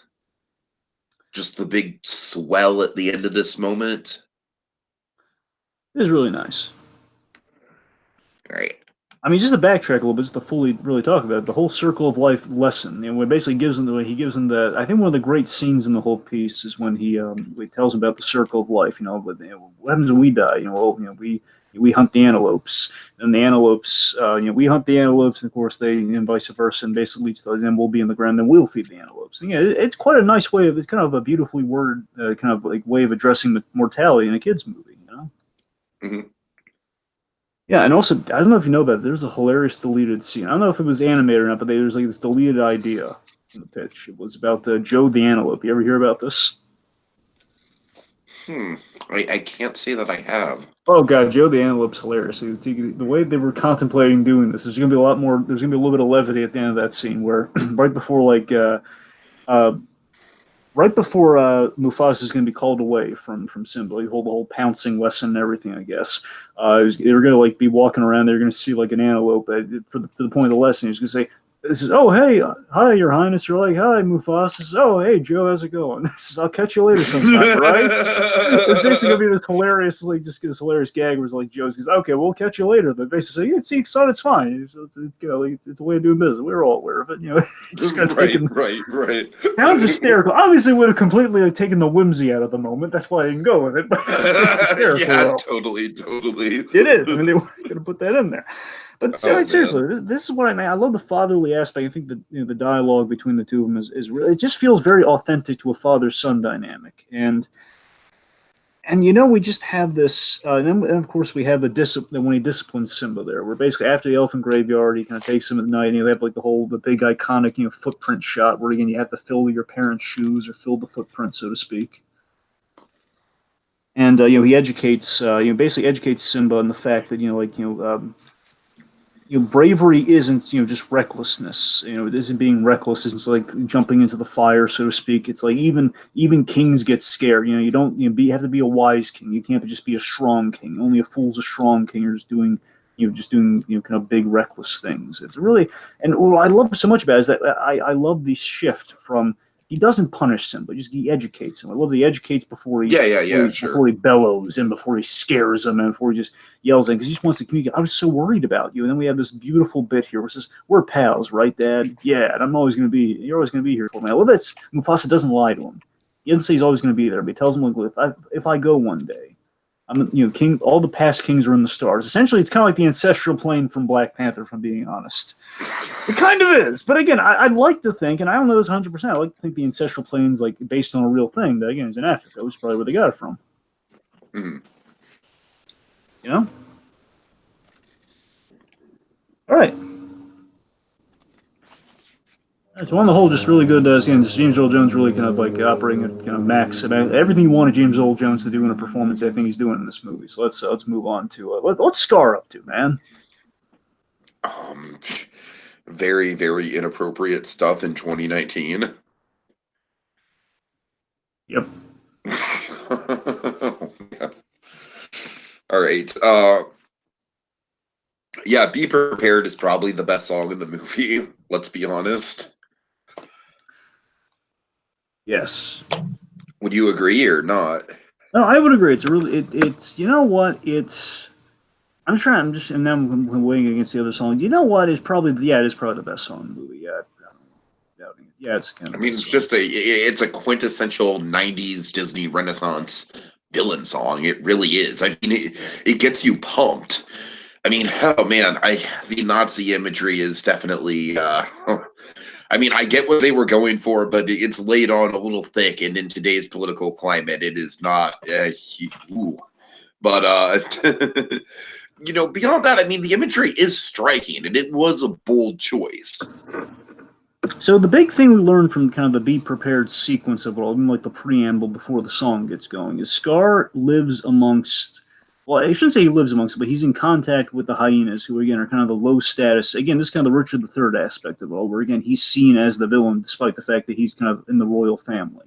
Mm-hmm. So he aligns himself with the villains of the lions, which are the hyenas, and it's kind of his bridge for an army. And that he feeds the hyenas, and they're loyal to him. And again, they're kind of on the same status level. Only Scar has more resources, why they defer to him.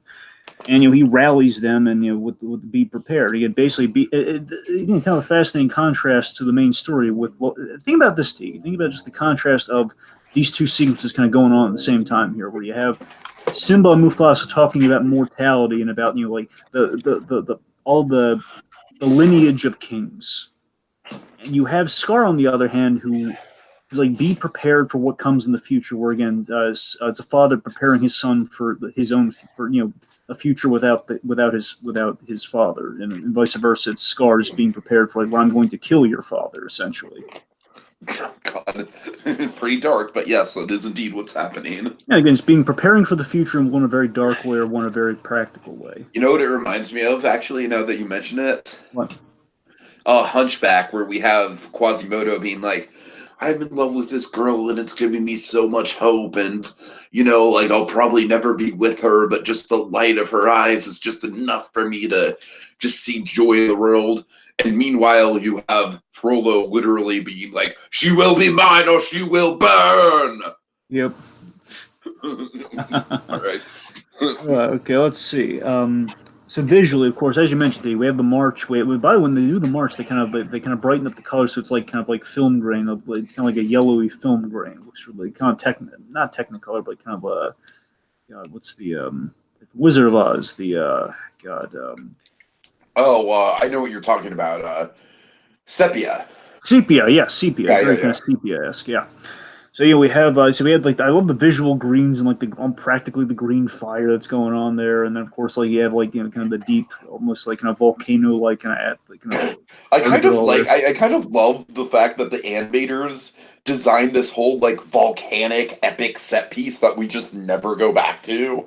Like I feel like that speaks to the scale of the movie. You know what I mean? Yeah, and it is great. And again, it's just very complimentary to what the evil. Again, it's basically building up the audience. Like Scar's about to do something really terrible. He's going to be like the new hunter from Bambi, man. He's going to do something of that caliber. We Yes, gotta kind of build man. folks up, man.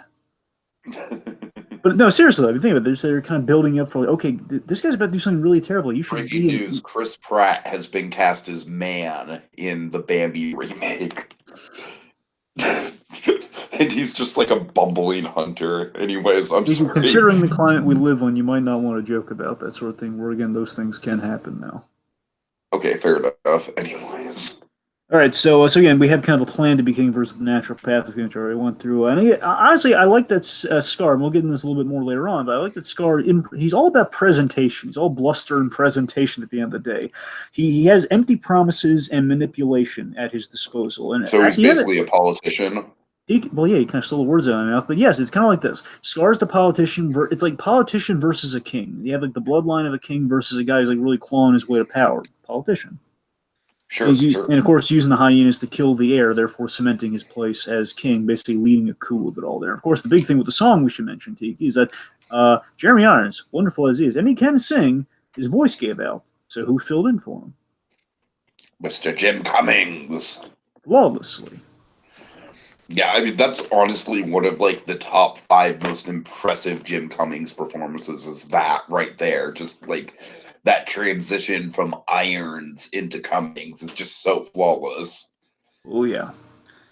All right, so let's talk about. So again, he's preparing for something really The bad. king, undisputed, respected, saluted. Mhm. I think that's the Cummings part, right?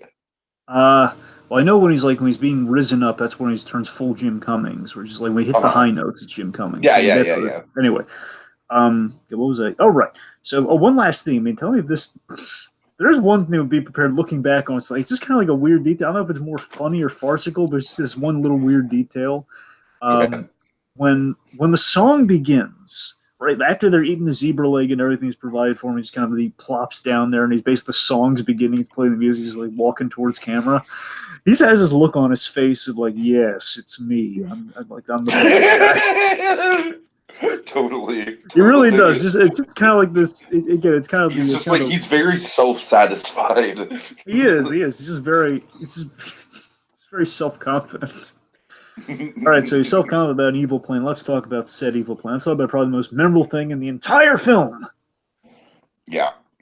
Oh, man, this was tough. The death of Mufasa. So my dad and I were particularly close when I was a kid. I don't want to say I wasn't close with my mom because I love my mom, but I was kind of a daddy's boy. I will admit that. And man, this was just holy shit. I mean, as a 4-year-old dragon, just realizing that my dad is not going to be around forever. Oh, Jesus. I mean, it's quite a lesson to imprint upon a kid, man. Oh yeah, just one of those heart wrenching lessons of life. I Hmm. echo your sentiment there.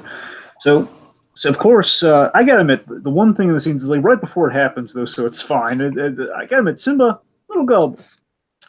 The other day, Simba, little gullible. The whole again, this is the thing. Nothing He's a against Jonathan. kid. I know that's what I'm saying. It's not really a We already big. established that he has kind of like this playful dynamic with Scar. So That's the thing. Like, it's just, but I don't know why. It's just in context, when you really look at it, it's like you're bringing a surprise for me, Uncle Scar. It's like he's just really okay, like, oh yes, Simba, it's to die for. And like you can imagine the kids in the yeah, audience, that's a little on the nose. and you can imagine the kids in the audience going like, "Run, Simba, run!" Anyways, and of course we have the Stampede, which is achieved by the cap system. Of course, the cap system being kind of the precursor to kind of digitally, basically doing the something that would take animators tens of thousands of years to do if they had to animate it by hand. We can do via caps. Basically, we kind of I want to say it's just kind of a copy and paste sort of effect in animation with 2D animation, which kind of again it's CG made to look like 2D, being in the broadest terms, I guess. I don't know. Hmm. Anyway, the point is, it's like early cap system used to kind of triple the scale in a proper way. Basically, it's a stampede of wildebeest. Simba's like, "Oh God, I'm so screwed. I'm gonna die." Yikes! So in all seriousness though, this sequence is staggering. It really is. I mean, I think the best part of it is the staging of everything. Just the staging is flawless. Because think about it, we have this. I've had the pleasure of seeing this movie in IMAX a couple times, Mhm. so you can imagine. I mean, we have I the mean, it's an this scene is clearly the reason to see Lion King in IMAX. I think. absolutely. It's an enthralling sequence. It has the scale, and of course, Simba's size, just being as small as it is, as a lion cub within all of this, makes it even more Uh, terrifying. And then we get to my favorite part. We have the staging of it all. The staging of it all is like the most, to me, it's the most eye-catching part of the whole thing. Here, where so Mufasa very heroically he saves Simba. The score is this is the best part of score in the entire movie for me. The Hans Zimmer score is the best part of it. So yeah. Mufasa saves him, and then of course we have the big Mufasa Scar moment here, where it's just wonderfully staged. Where we see Mufasa's like climbing up the cliff very very heroically. He's like, oh thank goodness, okay Mufasa's cool, we're all good here. Simba sees his father's fine, he's running up to the hill to meet his father, and of course then we have like he's kind of struggling there as he needs his brother to lend him a hand. Scar, help me! And my favorite part is the sheer realization on Mufasa's eyes after Mm-hmm. he claws his way in there and he says, "Long live the king." And there's the realization on Mufasa, like, "Oh my god, my brother's about to betray me." And then he's thrown off there and he's trampled to death. And oh, again, we don't even see him being trampled to death. We see the fall, we see him disappear, and we see Simba's like, no, his realization, like, no, God, it's horrific. And then just like the quiet like aftermath, like this dusty aftermath where he finds his father's dead body. Oh my God, twice as heart wrenching. Would you say? Let me rephrase this. Would you say more heart wrenching than Bambi or what? Yes, yes, 1,000% yes. Oh my god. Because again, we have the body, right? That makes it more. Yeah. I mean, yes, yes, absolutely. I mean, yeah, that makes all the difference, Dragon. That totally makes all the difference. Don't get me wrong, Bambi's mom is heart wrenching, but I mean, the body it just kicked it up a notch, Dragon. It really did. Oh yeah, and here's the heartbreak I completely forgot about until the rewatch, man. To me, the most heartbreaking part of even more heartbreaking than the body, because I loved it so much earlier on. It kind of caught me. Oh my God, there's a payoff to this moment. Simba is trying to wake up his father like he You did in gotta the wake morning. up. Yeah, yeah, yeah, yeah. Just like he did what the adorable thing was he's your son after when the sun rise. That whole thing. It's like he's like trying to wake up his dead father. Like, oh my God. That to me is the most tragic part of the whole movie. Absolutely. It's the most tragic thing maybe in the history of Western animation. Absolutely. At And least family orientated Western animation. and Romello echoes the sentiment. Of course, Scar pushing Mufasa to his death really breaks his heart, as it does all of ours, I'm sure. Yes. And that's the thing. So of course, speaking of Scar, so Scar emerges from the dust, and he's in. Again, I love that All Scar's right, playing. this is where the hole in the plan comes into play. This is a plot hole that it's kind of like around that phase in high school I was talking about the whole like this movie is littered with plot holes, nothing makes sense. This is one that still kind of sticks with me, Dragon. I don't necessarily think the whole like it's your fault, Simba. If it wasn't for you, he would still be alive. I'm like, motherfucker, you're the one that like literally, if it wasn't for you, this wouldn't have happened. You're the one that dragged Simba all the way out there. You're the one that told him to wait. I mean, Drake, with a little bit of questioning, I'm just like, Drake, it still sticks in my craw. It's a pretty big plot hole. It's a pretty big gimme. Okay, let me be clear. So, Tiki, I think for the most part you're right about that. You're absolutely right. That is kind of a hole there. But what I do really like about it doesn't fully solve the problem. I think what kind of helps compensate for the problem. I think kind of makes it more palatable. Is I love how Scar's playing on the innate fear that every child, that all of us at one point in time have always had. Everyone has the child blaming themselves for something that's gone, whether it be divorce, No, whether you're it be right. someone's You're death. right. And that is what they're playing on for sure.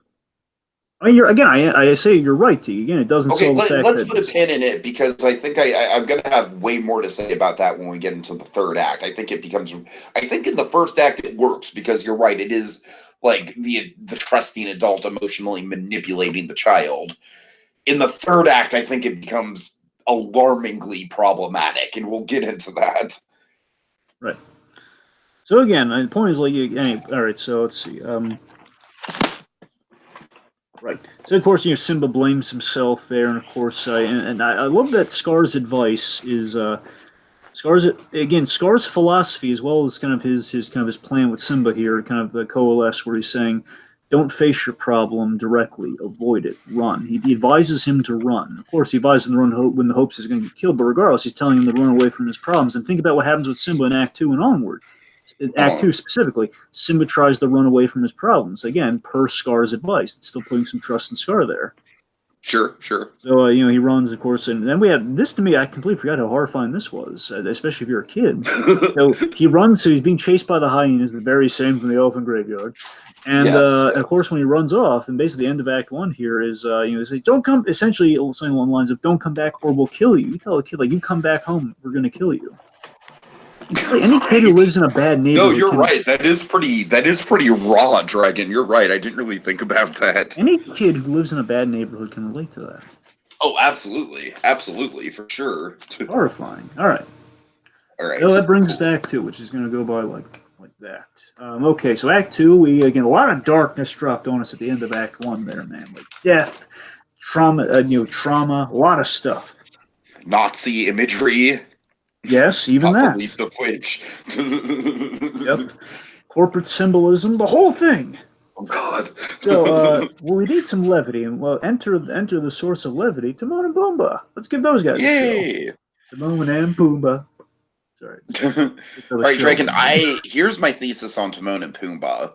Right. I honestly think they work way better in the context of like an over-the-top Looney Tune cartoon where anything can happen, like the animated series, than they do in the context of a Shakespearean drama. I think they're great comic relief characters. I really do. I just think they feel a little out of place here. Well, as you can probably tell, like they're definitely modeled after Rosencrantz and Guildenstern. Mm-hmm. The whole the people that Hamlet kind of comes across Rosencrantz and Guildenstern. Sure. I mean, in that regard, even just taking the whole why are you bringing up Shakespeare so much? Look, taking the Shakespeare out of the equation, by all means. Because again, Shakespeare is a little bit overrated. Let's not get into that. Point being. Oh, yeah, let's not get into that. Point being. Timon and Pumbaa, though, I feel again they're bringing some welcome levity, though. I mean, you're right. I think they do work better in kind of other contexts, but still. Yeah, like I said, I'm not saying they're not. I'm not saying they're bad characters at all. I'm certainly not saying that. They don't drag down the movie. I just think they work better in the context of like a Squatch and Stretch Looney Tune style cartoon. We do get to see some pathos with Timon and Pumbaa here, though, which is kind of nice. But even with the pathos, we get comedy, and I'm not saying that in a bad way at all. Right. So we save, so of course they save Simba from the buzzards, and oh my god, our lead character, our young lion cub, is about to give up on life Dude, and Disney be movies eaten. were so much more hardcore in the 90s, man. That they were, and he's about to be eaten by the buzzards, man. And the low of lows, he's about to give into the circle of life. He's a goner. And then, then of course, Timon and Pumbaa, they save him. Of course, wonderfully played by Nathan Lane and Ernie Sabella, who, by the way, what's funny? They auditioned together for Hyenas. Oh, And really? and that's Huh. the thing. They auditioned a couple hyenas together because remember it's two hyenas and a third nonverbal one. So it was going to be Yeah, two sure. auditioning in pairs, and they were supposed to. And they basically they cracked them up so much in their banter they got the roles. I believe Nathan Lane also auditioned for Zazu as well. The point being, they auditioned for other roles, but the hyena tape is what got him the job. Anyway, Okay. so basically we have a comedy duo, kind of like kind of a vague kind of Abbott and Costello, Laurel and Hardy, if you will, or again for the Shakespearean kind of lovers out there, a little bit of Rosencrantz and Guildenstern. And the fact of the matter is, we continue.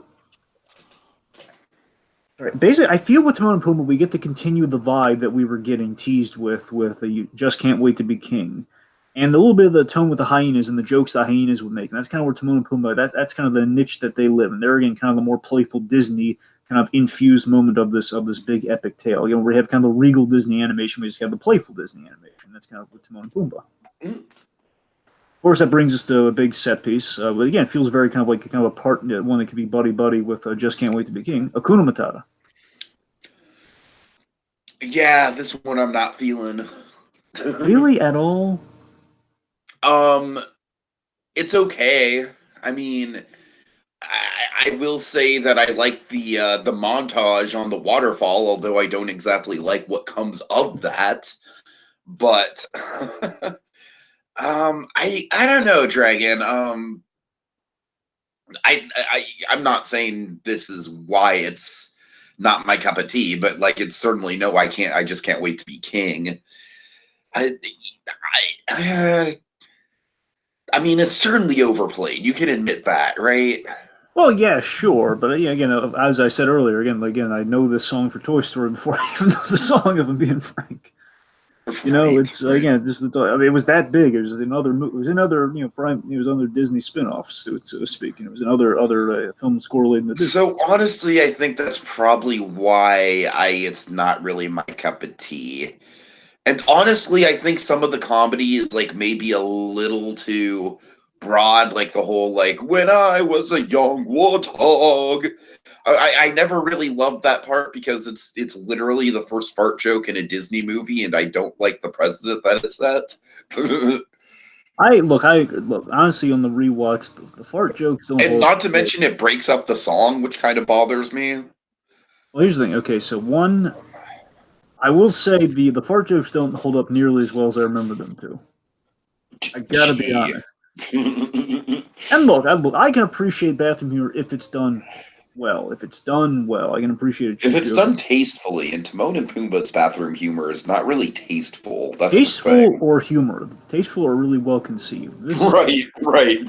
Either, yes. I mean, I gotta look. The one in the song doesn't bother me with the whole like he just basically stops him in the middle of the lyric. It's not. I mean, again, it doesn't kill the thing for me. It's like okay, it's kind of clever. I Again, mean, they're it trying to killed spice it the up. pace a little bit for me. I mean, sure. I'm saying in terms of the joke, not the pace. In terms of the joke, it's like, well, again, it's Yeah, kind of yeah, like a classy way to do a fart joke, where you preempt them. Okay, I get it. Anyway, I mean, it's better when we do one and a half, and basically the warthog's gas is what triggers One the and a big. half is, I am sure, a movie where if I revisit it, I'm just gonna be like, oh man, I can't believe I ever liked this as a kid. Because I liked it too.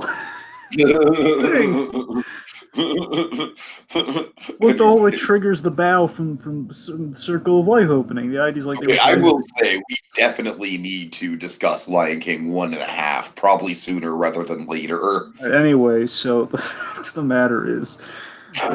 Anyway, getting back on points. The big takeaway from Timon and Pumbaa's characters and with the Hakuna Matata, basically the philosophy of Hakuna Matata, no worries, all that stuff. The big takeaway I didn't really notice and really want to highlight here is that their philosophy is not to dwell in the past, to move forward with no worries. And basically, this triggers this again. Simba is trying to get over his trauma of the death of his father that he blames himself for. So he's like, okay, I'm going to forget the old life that I was built up in my youth of like, I'm going to be king one day. I'm going to forget that. I'm going to go on a new path with these guys, my new kind of mentors. My new kind of friends and mentors. He's kind of raised by Timon and Pumbaa to an extent, Mm-hmm. So he rejects the old life and the old path, and he's kind of a lion without a purpose, kind of a Ronin lion, if you will, without purpose or designs. And of course, he kind of this is like one of those things that you're going to see like a whole bunch of articles where like 10 things you didn't know about the Lion King. I can just get the feel of it already. It's where it's like one of those things where Simba secretly figured out the ends of the lion's food problems with the discovery of bugs. Oh yeah, totally.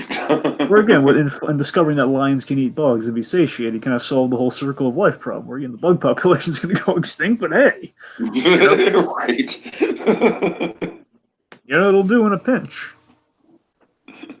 All right, so then of course we see the 3 ages of Simba with cub Simba and teenage Simba. I was once a teenage Simba, and then of course Broderick Simba. Yeah. Okay. All right, okay. Let's see. So we have the scene with the stars, and the main thing to highlight with the scene with the stars is. Wait, are we really just gonna glaze over Broderick Simba? Okay, what do you want to say about Broderick Simba? He sucks. That's what I want to say about him. Look, I'll he's easily the weakest part of the movie. I will give credence to something you said earlier in that it's in terms of if you have the movie to Cub Simba and Adult Simba. If you have it like that, you're right. The Cub Simba is where all the interesting stuff is. But and again, it's not. Here's the thing: it's not really because. Here's the thing: it's like fucking James Earl Jones with his majestic, like godly Morgan Freeman before Morgan Freeman voice, and then just with Broderick, just not. Just you literally have Ferris Bueller. I mean, you got to be honest, though. I mean, honestly, I'm gonna be kind of brutally honest here, Dragon. With the voice of Simba, the way I see it is, they kind of had one job and they fucked it up. Well, look, I mean, if you had Jonathan Taylor Thomas as the kid, I mean, you can't really go anywhere but Broderick if you're being honest. I mean, there are many more actors than Broderick. Look, I'm not saying they couldn't have found Jonathan Taylor Thomas had a kid's voice, man. Voices change. I'm just saying with that kid voice, I mean, look, I'm not saying they couldn't have found better. I'm just saying what they found maybe it coalesced with, again, Jonathan Taylor Thomas. He's just, like, Broderick Simba is just bland as wheat toast, my friend. He really is. Okay, in essence, like, the problem necessarily is I love story-wise what we do with Adult Simba, but the voice... I'll admit the voice doesn't quite. But again, I think they want a reminder of the kid voice, which is why they got Broderick. At the end of the day, I think that's what they were going for. I'm not saying it landed. I'm just saying I think that's what they were. I don't think he sounds like Thomas at all, honestly. Well, I mean, they wanted like an adult voice that still sounded young and youthful and kind of had a little bit of a kid thing in there. I don't know. Look, I'm just saying I think that's the. I'm not saying it landed. I'm saying I think it's the lie. Point being, look, I don't know. Again, I like story-wise where we go with it. I mean, like, I don't know. I can't really think of a good Simba voice off him at that time. Obviously, now we have voices that can probably fill the role, but back then, what would be the perfect Simba voice? Or, I don't know. Anyway, I don't want to stop the podcast to brainstorm it, but I'm sure I could think of something if I Googled 90s voice actors. Yeah, I can't just I throw it I'll just add it firing from the hip, not really thinking about it. I go David Hyde Pierce, boom. David Hyde Pierce. Wouldn't fit at all, but I'm just saying firing from the hip. I don't know. I could see David Hyde Pierce as Zazu. Yeah, that's probably more accurate. Anyway, the point being, look, Broderick doesn't bother me, but again, I don't know. I can see where it might bother me. Yeah. Hold on, Dragon. Can you riff on Broderick just a little bit more? I want to do a quick search. All right. Well. Again, at the end of the day, I think Broderick. Maybe the logic was you have Jonathan Taylor, a cool kid, and you want to go with one of the original kind of cool teens, and you go with Ferris Bueller in essence of the casting. Maybe that was it. I don't know. I guess I mean, here's the thing. How far removed was this movie from Ferris Bueller in terms of dates? Yeah, remember, Ferris Bueller was either 85 or 86, and this is 94, so it's not that okay, far. That's what I'm saying, though. It's it's almost a decade after Ferris Well, Bueller. remember, So when they get the idea at the for this point, thing, at this point, was Ferris Bueller still like the hot teen like icon? well, remember, when they get the idea for this movie, again, I don't know how long they were casting. They probably wasn't at the point of the gestation of the idea, because remember, they get the idea in '88. So, of course, Ferris Bueller was a few years before that. I Uh, don't know. I don't look. I don't want to. I'm sure. Look, it's one of those things they probably went to other. I don't know if he was the first choice or not. That's the big thing. If he was the first choice, then obviously all of our stuff would be valid here. He might be like the second or third choice. I don't know. all right. Huh.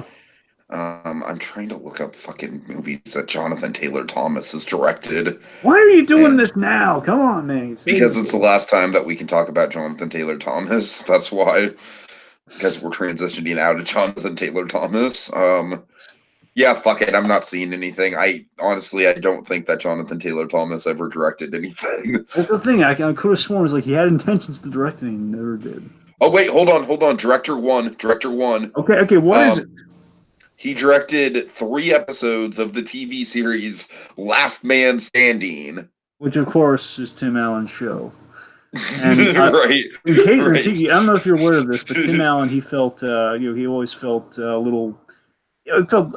Look, I think the harsh way of putting it, he felt a little bit of pity for Jonathan.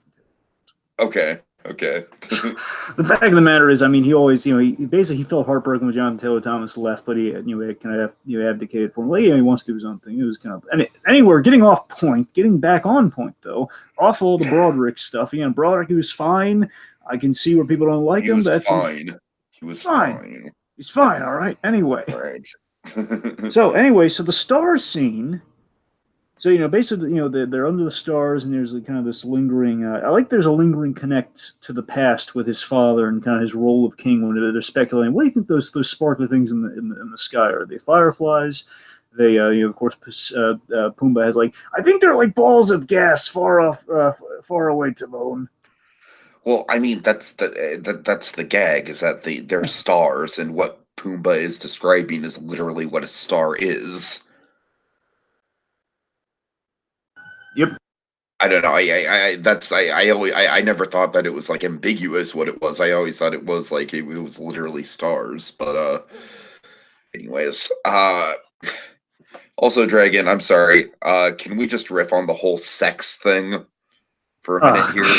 All right. Well, first, I'll get to the point. Okay, Dragon. Okay, fine. Because I have nostalgia with that. But if you want, build to that. I want to build to it first. Okay, just. So the fact of the matter, just bring up with Pumbaa, who of course Pumbaa was actually the idea is he's closer with the whole balls of gas thing anyway. It's the idea is, oh man, Pumbaa has a remarkably close guess. What's up there? Right. And more astute than you give him credit for. And the idea is they all laugh at the whole idea, the past kings are up there, the whole ancestral plane idea of it all there, and they just kind of laugh him off. So again, he's not taken seriously by his friends on there. And the point is, Simba feels incomplete, and that leads to one could say, I'm going to make a stretch here for one of our modern comparisons. Oh no. One could say he's it's like a Jimmy McGill, from Jimmy McGill to Gene. He's like Gene right now. He feels incomplete. His past is lingering on him, and you can't shake it. That's a little bit of a stretch, but sure. I'll give you A for effort on that one. Anyway, Mr. Sex, go on. Oh God. All right, Dragon, I vividly remember when I heard about this, I was in middle school and a friend of mine told me about it, and I just staunchly didn't believe him. And I went home, I pulled out my freaking VHS of the line, and there it is, Dragon, clear as day. Clear as day. You can't tell me that it's SFX. I'm sorry, there is a line at the end of that E.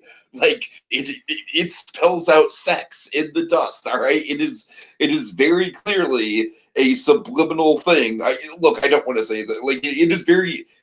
It's not a subliminal message. Disney wasn't trying to brainwash anyone. It was a joke. It was a practical joke.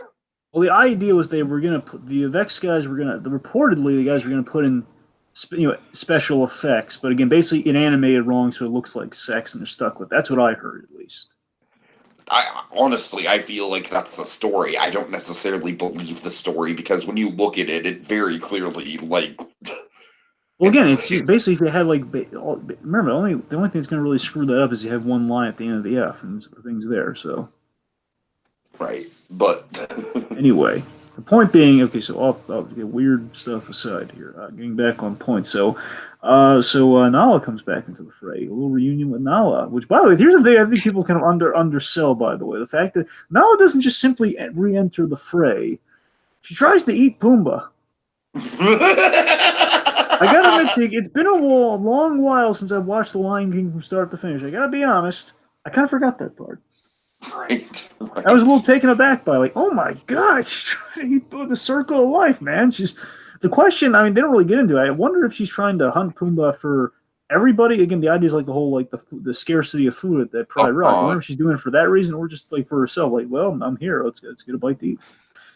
You know, honestly, I've always read it as that. Like, it's like, oh, this looks like easy pickings. Yep. Oh man. Of course, if she ate Pumbaa, she'd probably be sick for days with how gassy he is. That'd be regardless, and of course, we can make a gag out of like, yeah, that's it, folks. The main character's love interest literally ate half of our beloved comedic duo, and we're just gonna have to sit with that the rest of the movie here. I mean, it's what can we say? We're the Lion King. We're not pulling any punches with this. This is how animals actually act. It'd be like when Abbott went on without Costello. He's gonna have like another warthog with a mustache, and it's just. And like Timon and Nala have like a begrudging alliance because of Simba, but they just fucking hate each other. Yep. Anyways, you're lucky. Right. You're lucky. I'm allergic to meerkats. Also, if I remember correctly, I believe Nala was voiced by Moira Kelly, who was in the Chaplin movie. By the way, she's really good in Chaplin too. I need to see Chaplin. Yes, you do. Anyway, Right. Seriously, you do. Okay, anyway, so back to Nala. Well, so again, to be fair, I have been slowly but surely binging through Frasier season 1, so... Oh, you have? That's delightful. Yeah. Oh, anyway, I mean, I'm only on episode 3, so I haven't gotten very far, but... Well, okay, I mean, you're now just going to deflate the balloon a little bit on that one, but anyway... I'm starting my journey. Anyway... So this is where you talk about my least favorite part of the movie here. Okay, so... Oh, God. Okay, so I feel what happened here. So Nala, she's reintroduced, and I feel honestly what happened here. From what I could discern from the commentary and everything, they're not railing against it, but I feel they've kind of voiced that this was a problem. From what I hear, this is the major problem in the pacing of the story. Because think about this, T. And one of the great things I can say about The Lion King rewatching is that for the most part, it is so, up to this point, it's perfectly paced. It's well paced. You take out the Morning Report, obviously, but it's well paced. Yeah, and that's why the Morning Report is a deleted scene. Yeah. Exactly. The movie is remarkably well paced until we get to this part. Yeah, for sure. And I feel honestly what they're just not saying, what they're too polite to say, is the fact they were backed into a story corner, and I feel it shows more than they'd like to admit. Where absolutely. They have exposition of like, okay, Simba remembers her because she pins him. Like, she's Nala, is that you? And then of course, like, oh yeah, it's me. And of course, completely glazing with the fact she tried to kill him. She tried to. Okay, Dragon, hold on. I'm gonna pause it right here before we really get into the nitty gritty of it. All right, it's a good song. Would you agree to that? Like, it's not a good sequence. It kills the pace of the movie. But just on its own, I can see why people like the song. I think it's a perfectly valid little romantic ballad from Disney. Well, I mean, you gotta remember, I'm tainted because I've seen it with the animation and everything. I can't really take it just as the song itself because I'm just like. Well, that's the thing is that I vividly remember this song playing on the radio. Maybe you were too young to remember that, but I don't know. Like, I have context for the song outside of the movie, so. I mean, I've heard it played just by itself, and because I just don't like it because again, I can't divorce myself from the feelings when I have it in the movie. That's the problem. All right, fair enough. I'm just going to put that out there because I know it is a very popular song, so. Anyway, so the idea is like, with Nala reintroducing the story here, it's a lot of exposition, and the idea it presents like kind of a love story overnight where they're already having like, I can't date her, she's my friend. The idea, as far as I can tell, is like you have the mandate of Disney where the kids have to fall in love. It's not like what they have now at Disney where, okay, then gradually, maybe they fall in love, and maybe they don't. We don't necessarily have to pair everybody up. Yeah, it's bad. It's really bad. I mean, I don't even want to dwell on it. I said pretty much all I need to say when we talked about the whole you two are going to be married, but It's not great. It's really not great. You know what I mean? Like, Um, do you feel like if we were made today, we just let them be friends? Do you feel like that's what we would have done today if we made it? oh, spoiler alert, the remake doesn't, and it still has that creepy "you two are going to be married" shit in there. So, Oh does that God. answer your question? Well, I mean, if it was not remade, if it were made today. No, no, but only because we need that ending. Oh yeah, you're right. Yeah. Yeah, but I think if it was made today, they would have had a better if it was made today, they wouldn't have had that creepy line in there. I can say that much. Well, regardless, my point Which I'm getting. again, it was literally made today, and it did have that creepy line. So, Right. My point is, on the whole, and regardless, the idea is like we're doing too much. We're so well paced, and we get to this point where we have to cram a connection between these two characters in one night. Well, they haven't seen each other in many years. Yes, they were childhood friends, but again, they were like not. By the time we saw everything with them when they were childhood friends, where I okay, mean, honestly, we don't even know how close they were as childhood friends. that's We the don't thing. They really were get that friends, and much they of a weren't. context for it. It's like they could have been like best friends, or they could have been occasional play dates. You know what I mean? There's one Tiki. There's singularly one count on one moment that implies even the remotest essence of romance, budding romance between them as kids. One singular Okay. moment when she says, "I thought you're really brave out there, Simba." That's the Oh yeah, yeah, closest yeah, thing. for sure, for sure. That is valid. I'll give you that.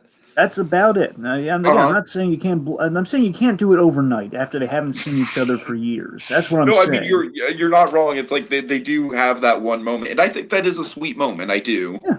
but And at the end of the day, it just that one moment does not make a whole relationship. at the end of the day, we try to squeeze it all into one night, and it comes across as sappy. That's as best I can say it, folks. The kindest way I can put it, it comes across as sappy with "Can you feel the love tonight?" The only thing that saves it for me, and in any sense, is like Timon and Pumbaa, like having like this we chime with them, just crying their eyes out over it. Like that's the only thing I kind of say. Everything else, like the staging of it, just feels like really forced. Like it interrupts the flow of a really well paced movie. That's what I do love Simba's Bon Jovi hair when he gets wet in the sequence. that's the thing. I will Just give it all that much. like as a kid, like I would just be bored out of my mind during this part, and I still just feel like, oh god, why am I watching? No, it is definitely the moment where it's like, all right, But if I I like walk it. out Like and take a piss during this moment, I wouldn't look, necessarily be missing much. I'm not one to veto the romantic stuff by any stretch, but this is the part which is just like is like soap opera romance. Where oh god, Okay, okay, you know what? Let's really quickly go through the romances of the '90s. Let's go through the Rolodex because I think this is genuinely the worst one. Um, so Eric and Ariel, I think there's some stuff there once they interact with each other. I mean, Ariel does have a crush on Eric that is mostly based on aesthetics, but I wouldn't lead with Ariel and Eric. I'd go for well, I'm leading with them because it's the first chronologically, Dragon. all All right, right, fine, give me a But break the here. point being, that's late '80s. Let's stick with the '90s. Yeah. Okay. So Beast and Belle. Obviously, I don't need to say anything about There that. you That's go. obvious. Uh, Aladdin and Jasmine. There's the Obviously, that's power one. way, way, way better. Way better. Yeah. Let's see. Pocahontas. I would wait. I mean, Hey, at the very least, they get a lot more development. they You know what I do. mean? It's I'll give them that. I won't give them much, but I'll give them that, Tiki. right. Let's see. Hercules. I honestly love the Megan That's a Hercules good stuff. I one. think. That's a really good one. Yeah, yeah, yeah, yeah. Um, Esmeralda's kind of like a little bit on the line, I I mean, think, she and maybe. Phoebus, they're a nice couple, man. They're Sure, nice. sure. um, Tarzan Mulan and and Jane. Shang. What? I'm sorry, I jumped one by all means. Sorry, keep going. Okay, yeah, Mulan and Shang are like, at the very least, I feel like their relationship makes more sense than Simba and Nala does. It Like does. they don't get a lot, but it makes sense in context. And then yes, Tarzan and Jane is a power couple for sure. That's a really good one. Anyway, All right. getting back on point. So yeah, I think pretty definitively Nala and Simba are the worst. Yep. Anyways, All right, so let's talk about okay, Rafiki. go Let's talk ahead. about I'm the good sorry. stuff. I just thought that would be a fun exercise. Right. Yeah. Okay, so Rafiki, Okay. of course, we have Rafiki is kind of our wise Yoda-like shaman of the Lion King. I love almost everything about Rafiki. I love his design. I love his mystique. I love how sparingly we use him throughout the movie, but each time we do, it's really impactful. To me, I think Rafiki is almost a perfect Disney character. He's got very minimal dialogue, but when he speaks, it's very pivotal. Absolutely, absolutely. Of course, with Um, Rafiki's, yeah. no, go ahead. Go ahead. With Rafiki's reintroduction, we hit upon my favorite stuff rewatching. And they say, what you will about Broderick, you get this stuff, so it's all worth it. You get the son becomes the father story, where we have, he sees his reflection in the water that Rafiki leads him to. We have like the big Hamlet ghost scene where he sees the giant kind of cloud ghost. Again, basically the ancestral plane. I know it's like maybe not technically the ancestral plane, but it's got to be based a little bit on the ancestral plane. Right. Dragon, I've been trying really hard to not bring up the live action movie here. And I know I have a couple times, but this moment in the live action movie is like crushingly disappointing. It is easily the equivalent to Pink Elephants and Dumbo, Dragon. It's nothing. It's nothing. Anyways. Anyway. So of course we have the kind of the stars connect too, which by the way, Romello kind of point. I think we meant this a little bit earlier, but just by all means, Simba, Timon, and Pumbaa, and Shrek and Donkey should look up at the sky and talk about what they see on the stars. And Donkey said that oh my God, yes, ain't nothing but a bunch of little dots. Little funny thing I wanted to. I'd like to think that those sequences are going on at the exact same time, just in different parts of the world. That'd be adorable. I like that. Also, Romello kind of agrees with my point here. He says, I think Broderick kind of does sound like John Taylor Thomas a little. He's giving me a little bit of leeway there. Yeah, I mean, look, I don't hate Broderick. I kind of said I did. But, yeah, you did. but I don't. I think he's pretty bland. Honestly, I don't hate the casting of Broderick. I just really, at the end of the day, I don't feel like Broderick's doing much with the character. I think that's probably the bigger issue I have with it. Like, he's not really bringing much. He's just kind of like, oh no, Timon and Pumbaa, I have to go back to the Pride Lands. I don't know. Do you get that at all? Probably not. Look again. It's just kind of a non-issue for me. I don't really feel strongly about it. It's fair enough. Anyway. Fair enough. Okay, the point being, so we have the connect to the stars idea, where again you look to the stars and you have like the past kings, which kind of see epitomized through Mufasa and keeping his promise in essence. Dragon, the Lion King remake has basically every line of dialogue in the whole freaking movie, but you know what it doesn't have? Don't tell me it doesn't have the stick. No, it doesn't. Yeah. Oh. How do they not have the stick? Now you're talking about the moment where he bonks over the head. And, yes. Yeah. No. It's not in there. I'm not kidding you. One of the most pivotal moments in the whole movie. And like I said, Dragon, they basically copy and paste the whole goddamn script. What's Favreau thinking? I don't know. Again, folks, tune in tomorrow at 11 o'clock. We're going to rip that movie a new one, Jacob and I. But, God. Okay, well, let's talk about the let's not distract ourselves too much with what the new one's doing. No, I know. I'm trying not to, but I really wanted to bring that up specifically because I know that's a pretty, I know you really like that moment. Yeah, I love the stick. All right, so the funny part is the stick's there. Like, they make a big deal out of Rafiki getting the stick, but he never uses it except in some action scenes, but that's a different story. You mean they kept the ninja stuff, but they didn't put the lesson with the stick in there? Yeah, that's what I'm, yeah, pretty much. That's exactly what they did. Anyway, okay, regardless. Let's talk about, getting back on point here. So, I love the lesson with the stick, where, the idea that the past can't hurt you. Basically, you hit Simba on the head to teach him. This is brilliant writing. You hit Simba on the head. He says, "Ow, what did you do?" He says, "It hurts." Why did you do that? It's in the past. It doesn't matter. And basically, the idea of but oh man, that really hurt. Well, the past can hurt. And he's left out. The performance from Rafiki is great. Absolutely. Past can hurt, but you can either run from it or you can learn from it. Of course, he basically takes another swing at Simba. Now he expects it and he dodges it. And again, such a simple moment, such a simple, relatable moral, and yeah. it's wise, simplistic Mhm. demonstration of a moral. It's just strong storytelling that it's just like nowadays, and again, I guess what this new one would probably agree would probably kind of prove, but we'll get there. You'll get there when you get there with Jacob, I suppose. Yeah, Point yeah, being, yeah. I think nowadays we're all about platitudes and spoon feeding the moral word. Just have it naturally come across in like a little moment, just like the closest thing to spoon feeding is okay. This moment happens. That's just you need that for the story. Something happens that kind of communicates the moral. It's good storytelling. Oh yes. Oh yes. Of course, as I mentioned, there's one thing before we move on, is with the son Okay. becoming the father thing. I love the fact, of course, so now Simba is fully grown with the lion's mane and everything. The thing that he kind of speculated about the future with the "I can't wait to be king." He's now it looks more like his father than he ever has. Just looking up at the daunting image of his father and kind of like looking up to the stars again. Really great. Kind of parallels of the son becoming the father. Anyway, I don't mean to just keep saying that on a loop. It's just again one of the most fascinating ideas to me in the movie. Okay, let's move on. So now Simba, he's gotten the charge, he's gotten the wisdom from Rafiki. He's going back. Yes. We've got to go back, Kate. We've got to go back. I'm sorry, lost reference there. Couldn't help myself. Anyway, Anyways.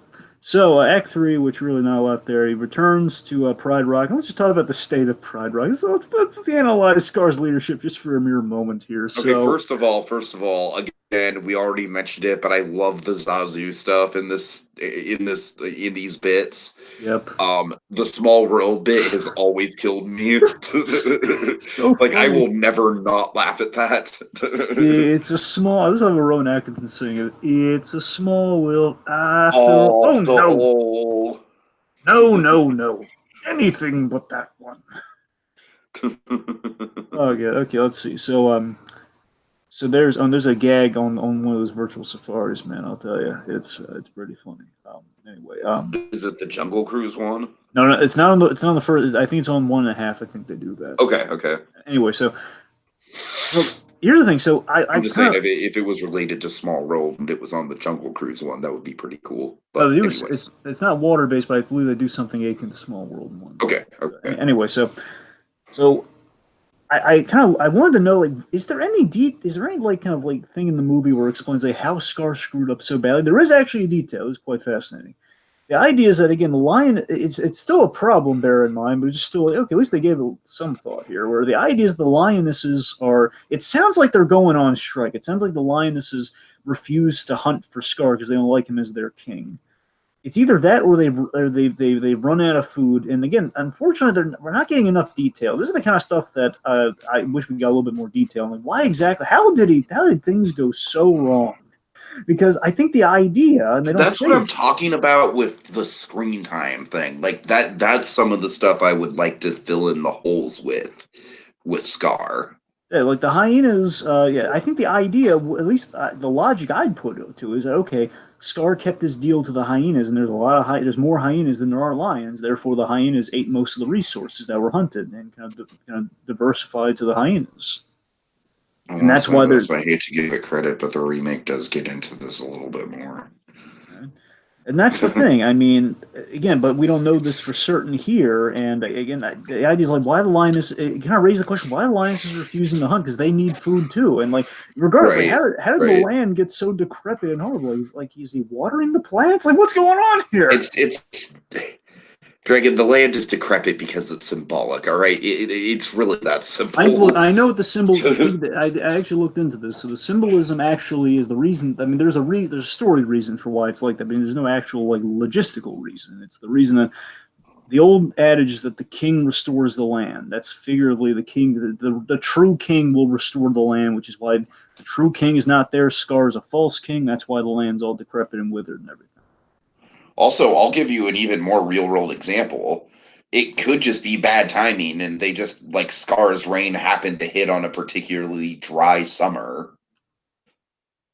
Yeah, that's good logic. I didn't think of that.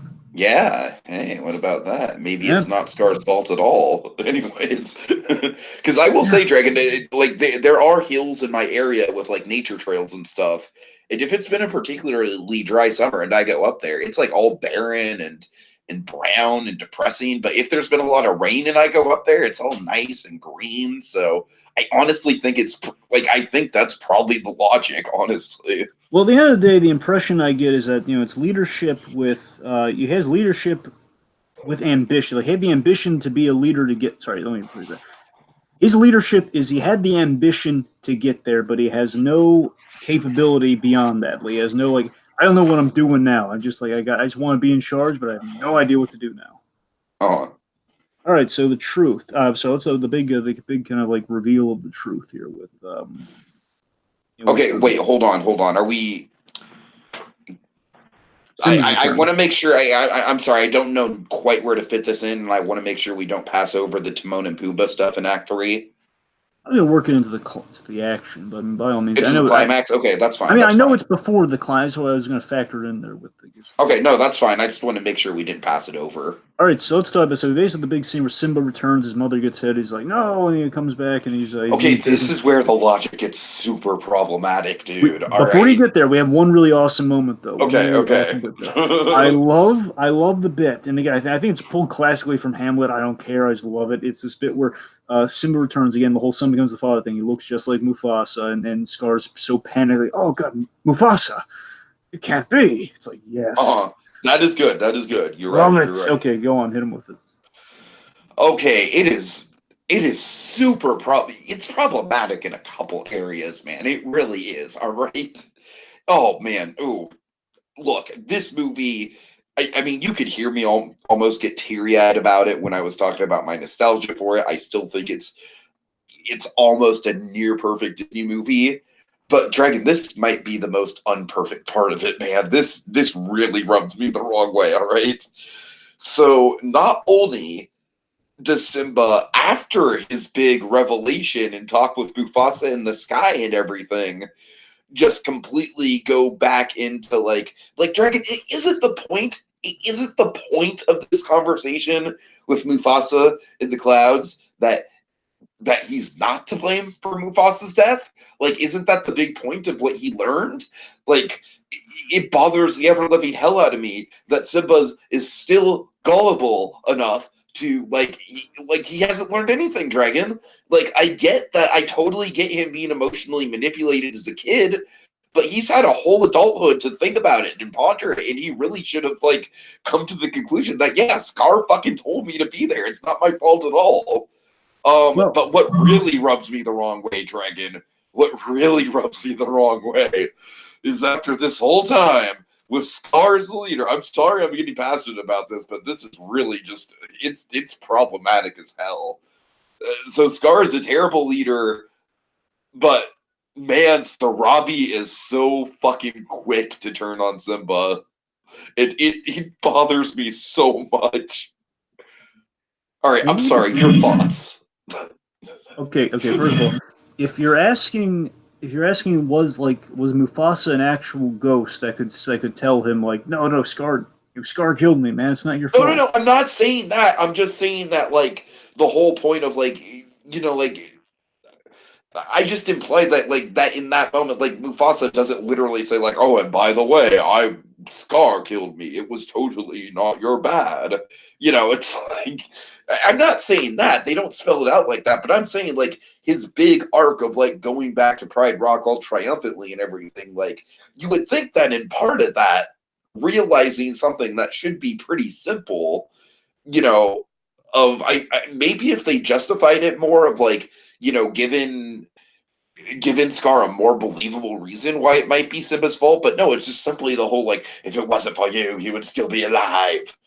And Scar just echoes that, and Simba crumbles. I don't know, man. It's kind of weak sauce. I mean, Anyways, look, the problem is the fact that, well, one, Simba's still alive, where Scar said he was dead, that he died there. Where it's it just there. You're right. There are a lot of holes in there when you really think about it. I right, mean, the fact that Sarabi turns on Simba after it's clearly revealed that Scar is a dirty liar.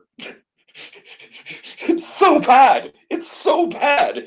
Dragon, honestly, that to me kind of puts Sarabi in the D tier of Disney moms right there. No respectable mother should ever turn their back on a child like that. It doesn't let me. Even Aunt May, just with Spider-Man. I mean, look at Spider-Man 2, where she gets the big news, like, he blames himself for the death of Uncle Ben. She came around on him. She was like, Exactly. And I'm not saying that. Obviously, Sarabi does come around on Simba very quickly, but but it it's takes a confession to get her there. right, right. You're right. And look, I agree with Tiki. I agree with you It's full-heartedly. so bad. The only good thing is that it's brief. That's all I can really add to, is at least it's Uh, brief. And Scars, we cut through it as quickly as we can. It doesn't help a lot, but at least we don't linger on it too much. Like, he doesn't go to lie in jail or anything. oh God. What if it was like fucking Lord of the Rings and they extended it out like that? Like they exiled him into the hyena territory or something. Anyway, the point being, Like Sarabi still goes to visit him once a month, but it's like really awkward. I'm sorry, go the ahead. important part, though, is I do love that, again, we parallel now Mufasa, died, where he's just hanging on the cliff, or there's fire below him, though, and it's just this, the lightning strikes, and there's this fire below him, and he's like clawing into him, and he's just saying, "This is how your father died. I killed, I But killed this is your a father." classic example of the villain monologuing thing. I'm not saying it's bad.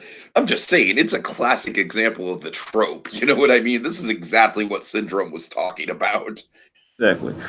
And again, it's a great moment, though. Again, a little kind of BS It's what a gets us there, great but moment, but like logically, why in God's green earth would Scar ever be saying this? well, he thinks he's about to die, though. That's why he's literally killing him. It's like an ironic Shakespearean thing. No, You're I about know, to but the die. lionesses are literally within earshot of him. That's what bothers me. I don't know what to tell you. Anyway, point being, the confession, like, you get Simba, like, jump on him, then we get to the climax. Just to kind of backtrack a little bit. We have some. Basically, everyone gets into the action. Like, Rafik is going all ninja with the stick. We Uh, got, we have Timon and okay, Pumbaa. One, they do hit him with the bit. Hit him with talk the about first. Timon and Pumbaa because I love both of their bits. I really do so much. The second bit cracks me up. It's the best Timon and Pumbaa stuff in the movie, in my opinion. At least the funniest stuff. Um, so I forget what order it comes. Is it Mr. Pig first or the Hawaiian War Chant It's first? the Hawaiian thing, but real quick, also Ramello, just before we get into the gag here, Okay. Ramello point out that he feels like Simba should have asked Scar, like, "How do you know that?" But when he said, like, I killed your father," you're basically saying that your father died this way. It's like, how do you know that? Yeah, yeah, for sure. Right. Anyway, so yes, we have the Hawaiian thing, we have the hula thing.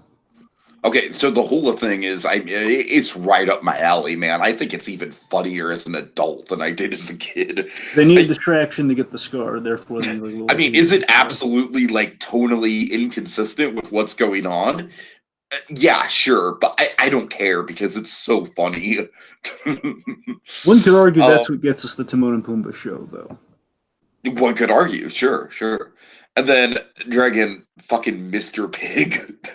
Okay, this thing, it's ridiculous, but I love it. Does it make sense? Probably not. It doesn't, but I mean, I love it. In the remake, they turn it into a fat shaming thing, and it's just like, what are you doing? They even had, is it Mr. Pig still, or is it No, just, it's not Mr. Pig. No, I don't want yeah. to get into it. Everybody loves Sidney Poitier, everyone does. All right. They call I me don't. I really Mr. don't want to get into it right now. They call me Mr. Tibbs in this case. They call me Mr. Pig. I just love Timon's reactions to it. It's like, oh no, you did it. You called him a pig. It doesn't track what you saw before, but who cares? It's just ridiculous and fun. All right, anyway, original was I like the fact the original was supposed to be a fart joke, and I think he just plays better and more random. That's Mr. Pig. Oh yeah, absolutely. It plays better than a fart joke. Okay, so then the lionesses, they finally get into the action, and they're kind of living up to their namesake, taking out all these, trying to take out all these copious amounts of hyenas. Okay, I will say, Dragon. Let me just say, as problematic as the plot stuff is with Sarabi literally turning her back on her son, which is incredibly problematic. The action in this is unbelievably epic. I mean, it really is. It's like Dragon. I would say it's like heavy metal album cover worthy levels of epic. That is true. And speaking of which, we have the big part of the climax here: Scar versus Simba, where one.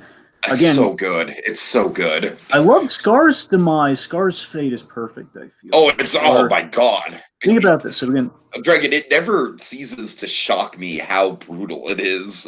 So let's build to it here. So first off, All right. Scar he reverts back to what his Scar reverts back to what his mentality was with Mufasa, where again he doesn't have the brawn, but he has the brains here. Where Scar, he's granted mercy by somebody because he's not a murderer. He's like tells him to basically run, just like he told him to way back when. Like tells him to run, which again Uh-huh. is very fitting and very fitting fate for And you Scar know what? I'll initially. give Broderick credit on this. It's probably this moment is probably Broderick the moment where Broderick has the most conviction in his voice.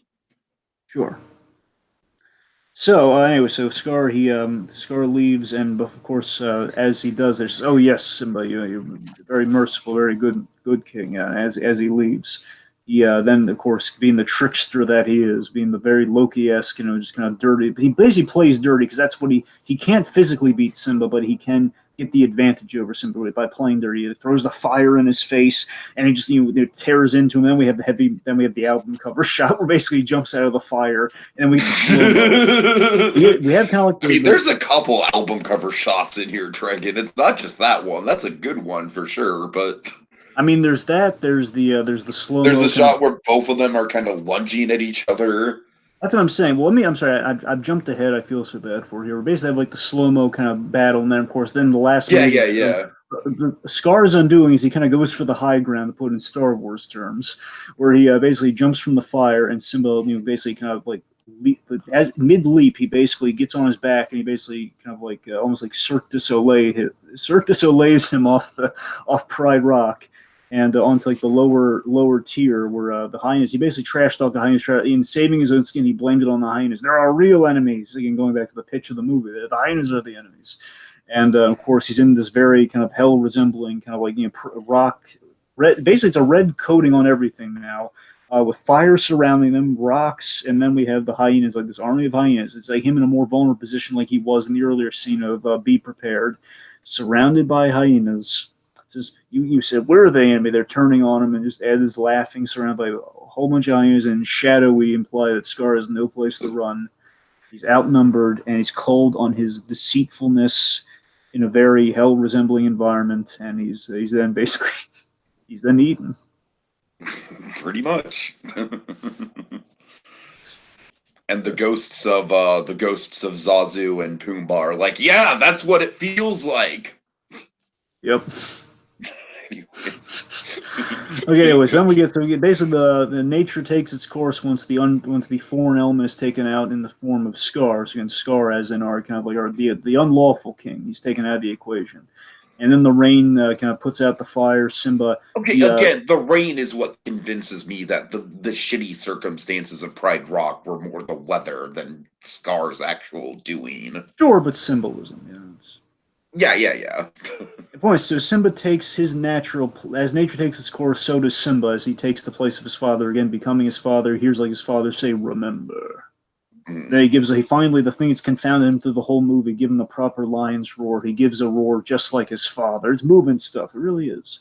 It's really good full circle storytelling. And speaking of full circle, we then go to the full circle of uh, then we get to the real full circle of life of it all here, where again we go literally full circle to the circle of life at the very start of things. But the next generation, where now the son has become the father, he has his own child with Nala, and a Simba with his own cub that's getting kind of blessed and everything is getting christened by Rafiki as the next line of royalty, and it's the perfect payoff to the big idea of the movie, the Lion King, and the whole idea of the circle of life. It's brilliant.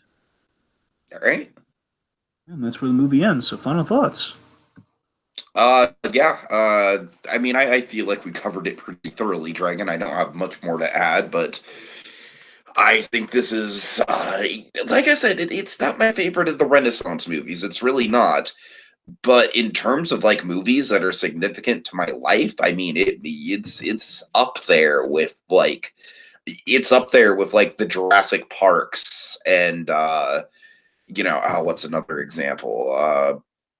I don't know, just in terms of like stuff that formulated my taste in movies, and obviously this being my first movie that I ever saw in theaters at a very young age, it's that experience will never go away. I mean, as an adult, I can look at it with adult eyes and be like, oh, well, that doesn't make sense, and Sarabi's a bad mother. But like really, this movie kind of harkens back to a time when stuff like that didn't really matter, when plot holes could just be overlooked. And honestly, I miss that time so much, Dragon. I really like, if I have anything to take away from this whole conversation, it's just that we need to get the fuck over plot holes and just appreciate artistry and storytelling for what it is.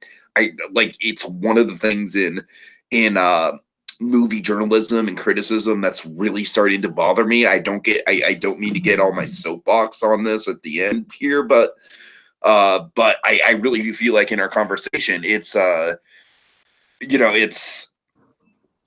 it's a pivotal thing with the Lion King, that all the most important iconic stuff in the Lion King is stuff that really doesn't make a whole ton of sense when you break it all down, but it's stuff that really gets held up and really is just massively impressive on a pretty grand scale. So yeah, that's my final thoughts. All right, for me, Lion King, it's an enduring classic. Again, Disney's Hamlet for kids, the original monolith of Disney's success, box office wise. At the very least, I know there are very other big historic entries in the Disney library of things, of course. But let's just say box office wise, this is like the real monolith of things. So, so much we keep bringing it back. Whether it be re-release, repackaging, a diamond edition, a platinum edition, whatever you want to call it. We even remake it. Whatever we do today, at the end of the day, we got to keep in mind anything we do today, it's inconsequential, because this was a confluence of all the right. Of all the right events, all the right, the stars. I mean, this thing was plagued by both stars, dark and light, aligning itself for this movie. It's the battle of you have the battle of the Disney heads. You have the right talent. You have the songs, the storytellers, in the same place at the same time, hashing out a classic in essence. And it's never again still not one of my favorites, but I can't dismiss the sheer craftsmanship and legacy that this thing has endured for 25 years now. Just at the end of the day, it is remarkable. And before we leave, I just want to say thanks for the folks who tuned in.